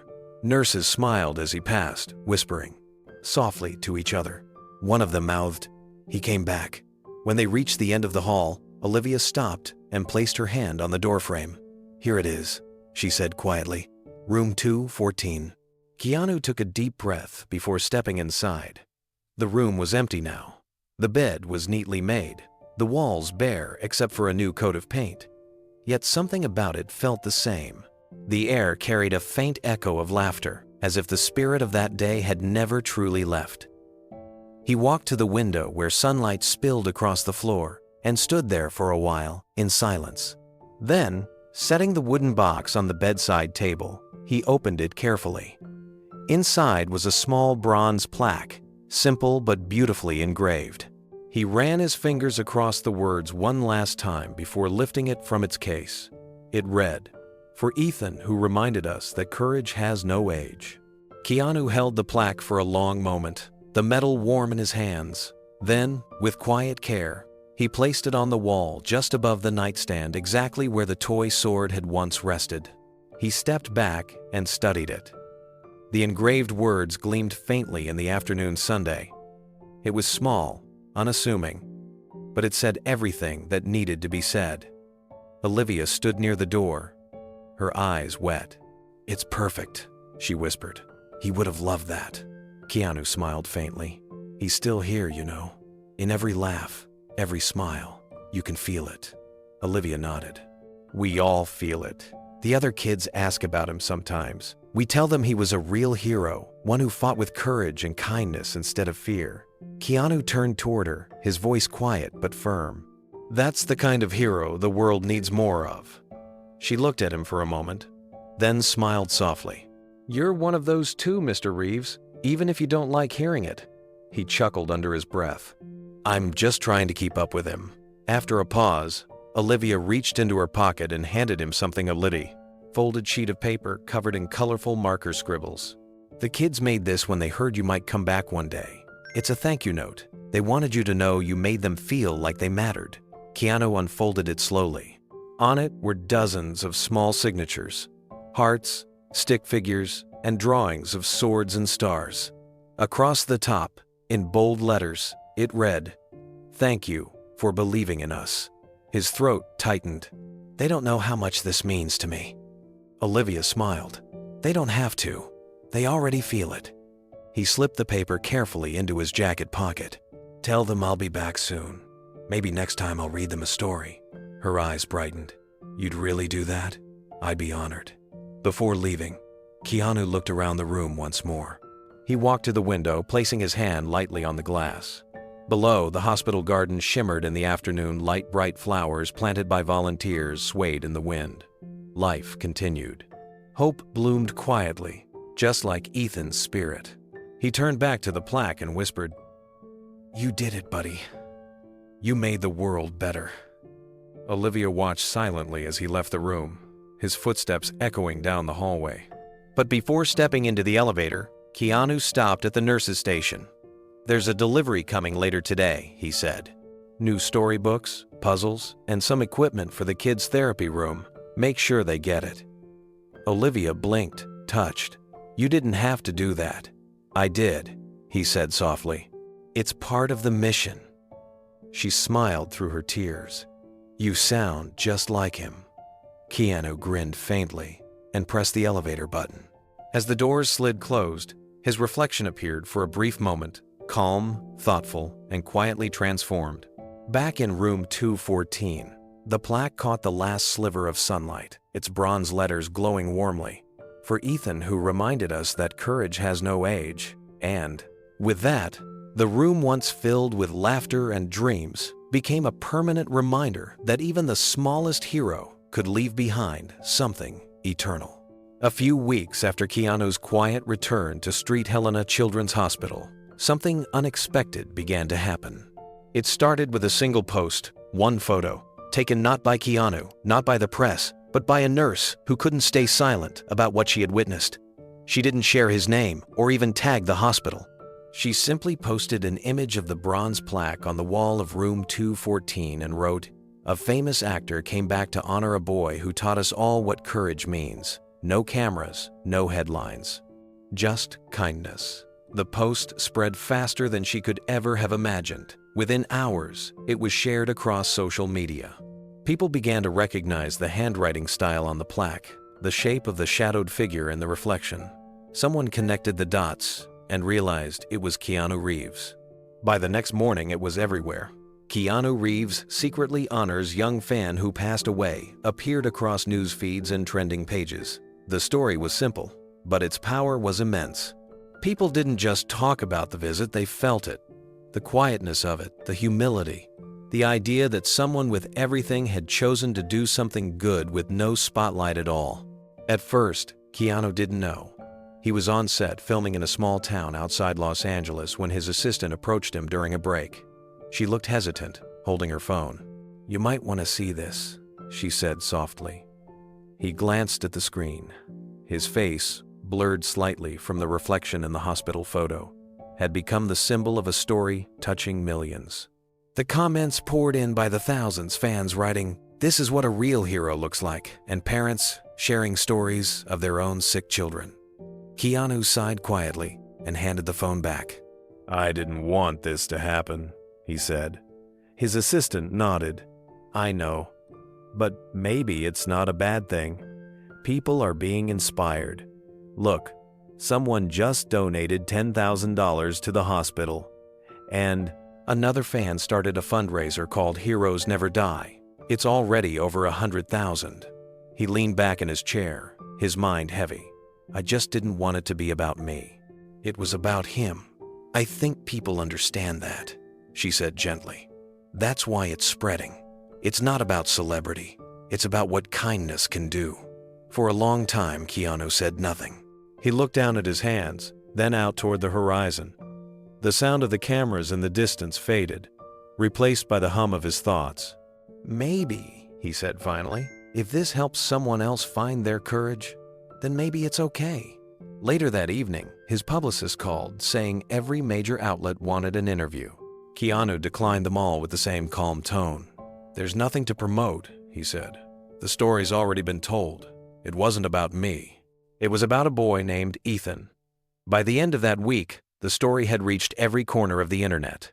Fans from Brazil, Japan, France, and Australia wrote messages online under the hashtag number #4Ethan.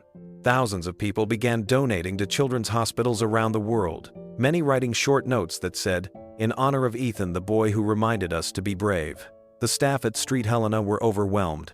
Boxes of toys, books, and handwritten letters began arriving at the front desk every day. Some were from children sending their favorite action figures. Others from adults who said the story reminded them to call their parents, to forgive someone, to do something good without expecting anything back. Nurse Olivia could hardly believe it. One morning, as she sorted through the mail, she found a note that simply said, "I never met Ethan, but his courage changed how I see life. Thank you for sharing his story." She pressed a hand over her heart and whispered, "He's still helping people." Even the hospital administrators were moved. They decided to create a new initiative in Ethan's memory, a program called the Courage Room Project, dedicated to bringing play, art, and imagination into treatment spaces for sick children. The first plaque to market would hang right outside room 214.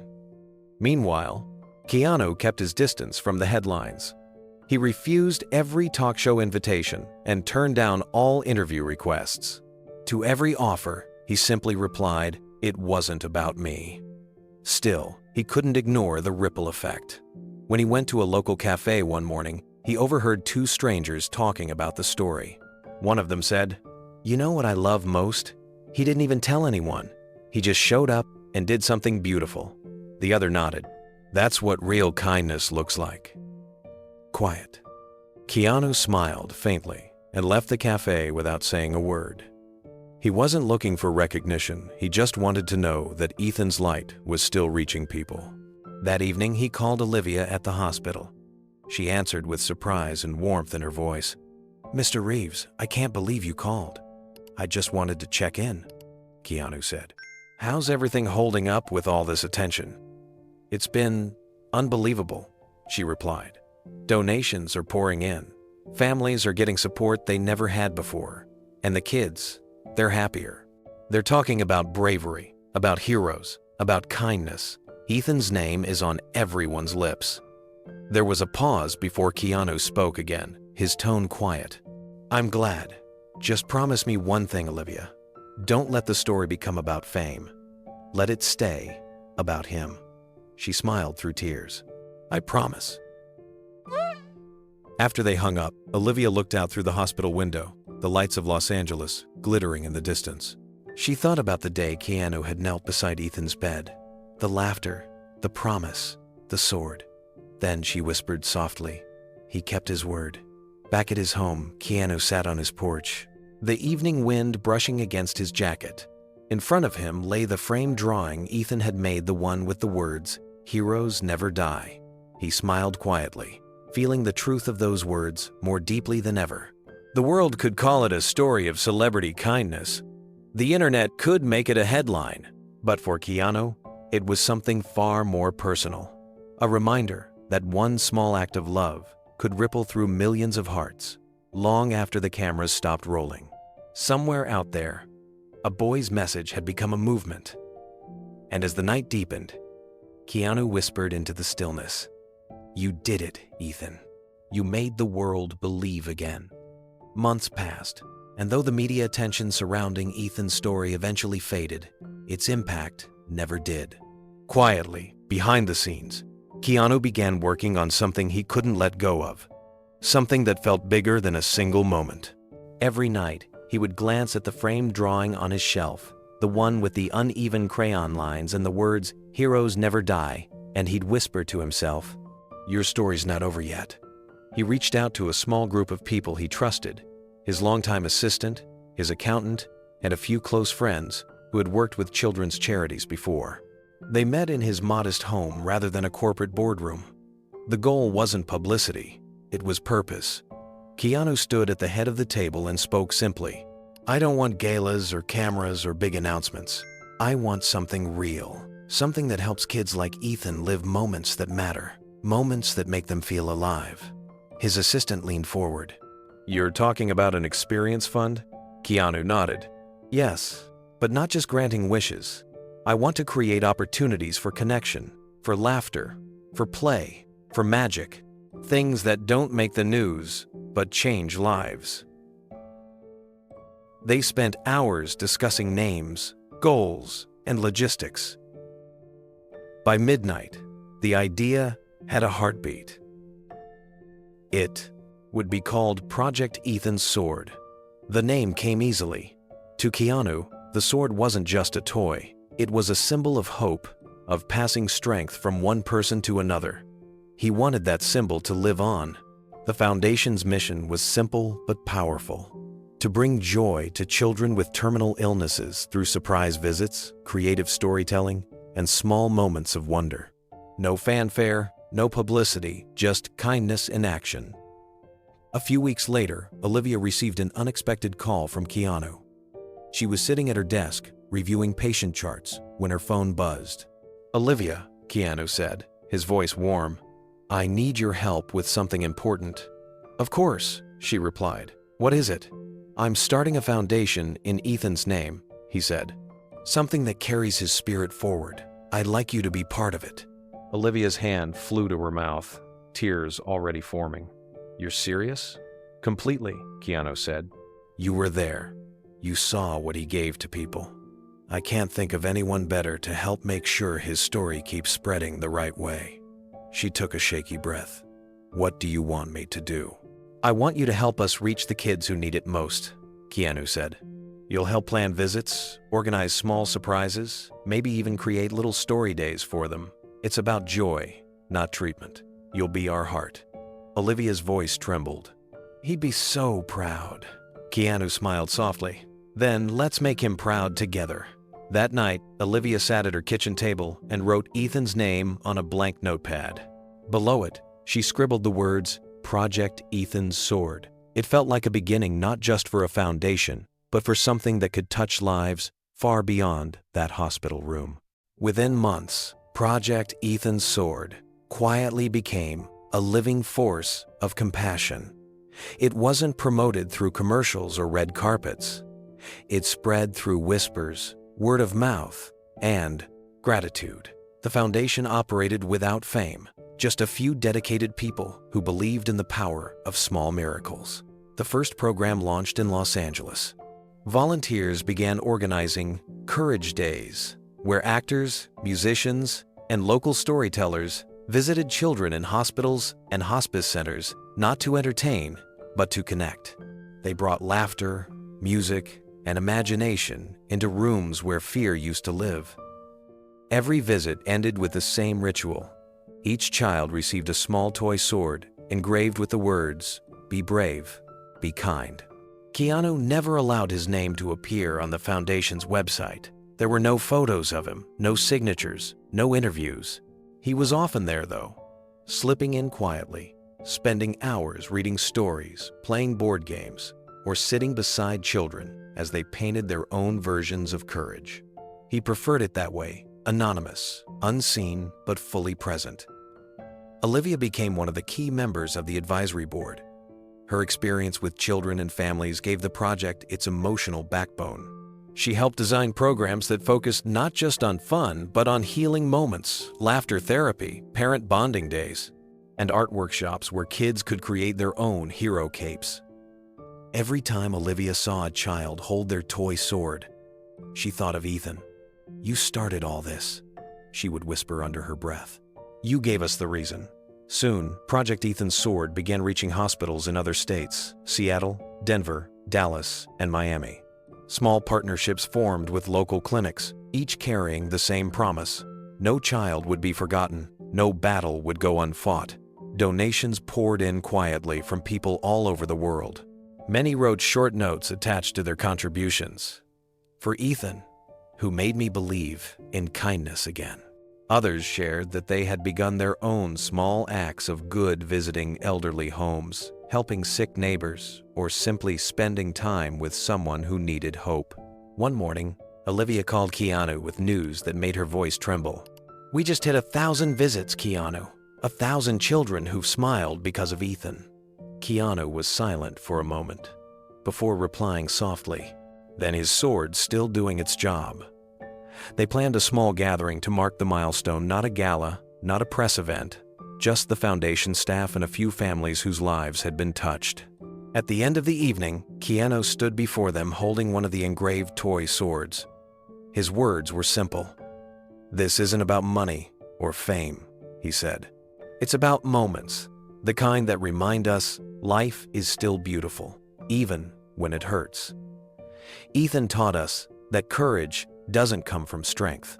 It comes from love. As the group applauded quietly, Olivia felt tears blur her vision. She looked at Keanu, then at the children laughing nearby, and whispered, "He'd be smiling right now." Keanu nodded, his eyes glistening. "He already is." Outside the small community center, the evening breeze rustled softly through the trees. Above them, the stars shimmered faintly, and one seemed to glow just a little brighter, as if a boy with a toy sword was still watching over them, smiling at what his story had become. 10 years later, the story of Project Ethan's sword had grown into something far beyond what anyone imagined. Hospitals across the country now hosted Courage Days. Volunteers, artists, and actors visited rooms filled with laughter, creativity, and hope. No two visits were ever the same, but every one of them carried the same spirit, a promise that no child would ever feel forgotten. One crisp autumn afternoon, a local news station in Los Angeles aired a segment titled "The Heroes Among Us." It featured a 17-year-old girl named Mia Rodriguez, a former patient at St. Helena Children's Hospital. She had battled leukemia for years but was now in remission, her energy vibrant and her smile unstoppable. The reporter met her in the hospital courtyard, where a group of younger patients were filming a short story scene together. Mia wore a light denim jacket and held a small toy sword, the same kind given to every child through Project Ethan's sword.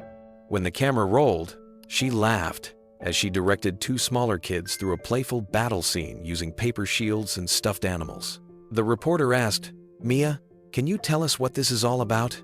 Mia smiled wide, glancing at the camera.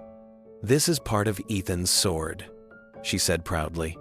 "It's a program that lets kids make their own little movies or plays when they're in the hospital. It helps them forget about the tubes and the tests for a while. We get to be heroes, just like Ethan." "Who's Ethan?" the reporter asked. Her expression softened. "He was a boy who used to be here a long time ago. I never met him, but his story is everywhere in this hospital. They say he believed heroes never give up. And he was right. Because of him, kids like me get to believe in something good." The reporter smiled. "So, what's your movie about today?" Mia grinned. "It's about saving the world with kindness instead of fighting. The bad guys learn to help people in the end." The reporter chuckled. "Sounds like something the world could use right now." "Yeah," Mia said, her voice gentle. "That's kind of the point." Back in his home that same evening, Keanu Reeves sat on the edge of his couch, watching the interview on television. His hair was gray now, his face lined with the quiet grace of time, but his eyes still carried the same depth. He watched as Mia laughed on screen, surrounded by smiling children. Behind her, the bronze plaque dedicated to Ethan could be seen faintly on the hospital wall, catching the sunlight. Keanu smiled faintly, setting down his cup of tea. The world had moved on, but Ethan's name still echoed through it, living not in fame or headlines, but in laughter, imagination, and courage. He leaned back, his gaze softening as Mia's words played again through the television speakers. Heroes never give up. As the interview continued, the camera panned across the courtyard of Street Helena Children's Hospital. Murals now covered the once plain walls paintings of children holding bright swords of light, each one unique, each one signed with the same words, "For Ethan." Beneath them, dozens of young patients were laughing, acting out stories of their own creation. Mia led the group like a director on a movie set. Her laughter filled the air as she helped one little boy fix his cardboard helmet. "There," she said. "Now you're ready to save the world." The reporter turned back to her. "You seem to really love what you do here." Mia nodded. "This place saved me," she said softly. "When I was sick, I didn't want to get out of bed. But then one day this volunteer came in and told me about a boy named Ethan. She said he used to play pretend right here, in these same halls, and that an actor helped him make his dream come true. I thought, if they could make a movie in a hospital room, maybe I could make something too," the reporter asked. "So that inspired you to start this program?" Mia's face brightened. "Kind of. The foundation already had programs for storytelling, but they let me help design one for teenagers. Now we write our own scripts and film them with the nurses and volunteers as the cast. It's the best feeling in the world. You forget you're sick, you just get to be a hero for a while." When the interview ended, the camera lingered on Mia as she lifted her toy sword and shouted playfully, "Heroes never give up!" The kids around her repeated the phrase, their voices echoing down the hallway. In his living room, Keanu turned off the television and sat in silence for a long while. The soft hum of the city outside drifted through his window. He leaned forward, resting his elbows on his knees, and smiled through the quiet. Ethan's story had become something living, something that grew far beyond either of them. He picked up the framed drawing again from the shelf. The crayon lines were faded now, the paper slightly yellowed with age, but the message was still as strong as the day he'd first read it. "Heroes never die," he whispered softly. "You were right, kid." Later that week, Keanu visited Street Helena again, unannounced as always. When he walked into the courtyard, he saw Mia surrounded by children, filming another one of their short movies. She turned, stunned when she saw him, her eyes wide with disbelief. "Mr. Reeves?" she gasped. Keanu smiled warmly. "Hey, Mia, I saw your interview. You're doing incredible work." She laughed nervously. "You watched it?" "I did," he said, "and I wanted to say thank you. You're carrying Ethan's sword better than anyone ever could." Mia's eyes welled up. "He's kind of everyone's hero now." Keanu nodded. "That's how real heroes work. They keep inspiring long after they're gone." He spent the afternoon helping the kids act out their story, playing the role of the wise traveler who teaches them to believe in themselves. When the scene ended, the children applauded, cheering his name. But Keanu only pointed to the hospital walls where the murals shimmered in the sunday. "Remember," he said with a smile, "the real hero's name is already written there." As he walked away, Mia whispered to one of the younger patients, "That's him, the man who started all this." The boy looked at her curiously. "He's famous?" Mia smiled. "Not the kind of famous you see on TV, the kind that makes people better." From the courtyard window, Keanu glanced back one last time. The laughter of the children carried through the air, the same laughter he once heard from a little boy with a toy sword in room 214. And as he stepped outside into the fading afternoon light, he knew Ethan's legacy had truly come full circle, passed down from one brave heart to another. As the interview continued, the camera panned across the courtyard of Street Helena Children's Hospital. Murals now covered the once plain walls paintings of children holding bright swords of light, each one unique, each one signed with the same words, "For Ethan." Beneath them, dozens of young patients were laughing, acting out stories of their own creation. Mia led the group like a director on a movie set. Her laughter filled the air as she helped one little boy fix his cardboard helmet. "There," she said. "Now you're ready to save the world." The reporter turned back to her. "You seem to really love what you do here." Mia nodded. "This place saved me," she said softly. "When I was sick, I didn't want to get out of bed. But then one day, this volunteer came in and told me about a boy named Ethan. She said he used to play pretend right here, in these same halls, and that an actor helped him make his dream come true. I thought, if they could make a movie in a hospital room, maybe I could make something too," the reporter asked. "So that inspired you to start this program?" Mia's face brightened. "Kind of. The foundation already had programs for storytelling, but they let me help design one for teenagers. Now, we write our own scripts and film them with the nurses and volunteers as the cast. It's the best feeling in the world. You forget you're sick, you just get to be a hero for a while." When the interview ended, the camera lingered on Mia as she lifted her toy sword and shouted playfully. The kids around her repeated the phrase, their voices echoing down the hallway. In his living room, Keanu turned off the television and sat in silence for a long while. The soft hum of the city outside drifted through his window. He leaned forward, resting his elbows on his knees, and smiled through the quiet. Ethan's story had become something living, something that grew far beyond either of them. He picked up the framed drawing again from the shelf. The crayon lines were faded now, the paper slightly yellowed with age. But the message was still as strong as the day he'd first read it. Heroes never die. He whispered softly, "You were right, kid." Later that week, Keanu visited Street Helena again, unannounced, as always. When he walked into the courtyard, he saw Mia surrounded by children, filming another one of their short movies. She turned, stunned when she saw him, her eyes wide with disbelief. "Mr. Reeves?" she gasped. Keanu smiled warmly. "Hey, Mia, I saw your interview. You're doing incredible work." She laughed nervously. "You watched it?" "I did," he said. "And I wanted to say thank you. You're carrying Ethan's sword better than anyone ever could." Mia's eyes welled up.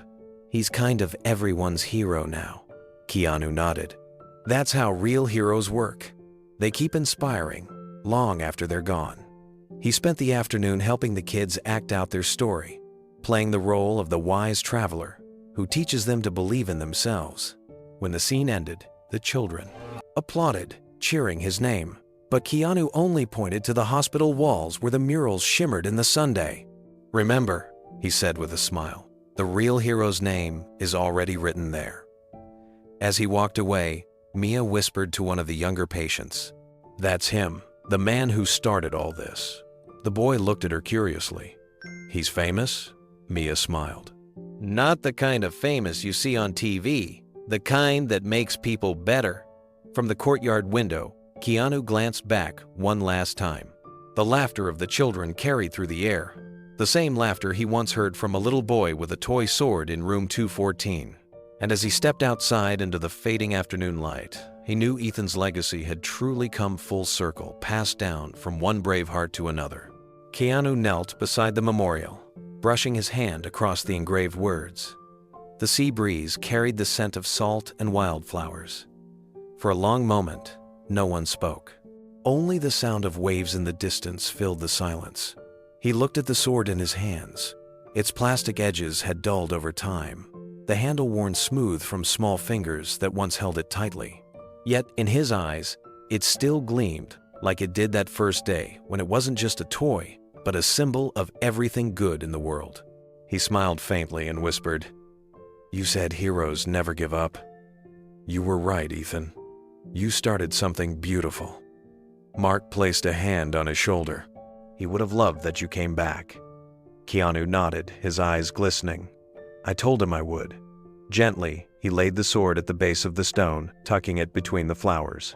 The late afternoon sun caught the hilt, casting a small reflection that shimmered like a spark of light. He leaned closer and whispered, "Mission accomplished, kid." Laura wiped her tears, her voice trembling. "You kept your promise." Keanu looked up at her and smiled. So did he. For a few, 2 minutes, the three of them stood there quietly, each lost in their own memories. The wind moved through the grass, and for an instant, it almost sounded like a child's laughter. Keanu closed his eyes and let it wash over him, feeling both the ache of loss and the peace of knowing Ethan's story would never fade. When they finally walked back toward the gate, Laura turned to him and said softly, "You changed his life, Keanu." He shook his head gently. "No, he changed mine." Later that evening, Keanu sat once more at his desk, opening his journal again. He stared at the blank page, then wrote slowly. Some stories never end. They just find new heroes to carry them forward. He looked out the window where the sky was painted with the last traces of sunset. Somewhere, in a hospital room or a child's heart, he knew Ethan's sword was still being lifted by someone else who needed to believe that courage has no age. He smiled and closed the notebook. Before the screen faded to black, 2 questions appeared, inviting every viewer to take the story with them. Have you ever witnessed an act of kindness that changed your life? Share your story below. What kind of story should Keanu's next mission tell? Suggested in the comments. And as the final note of music faded, the camera lingered on the sword resting against Ethan's stone, glowing softly in the golden light, proof that even in silence, a hero's legacy could still speak to the world.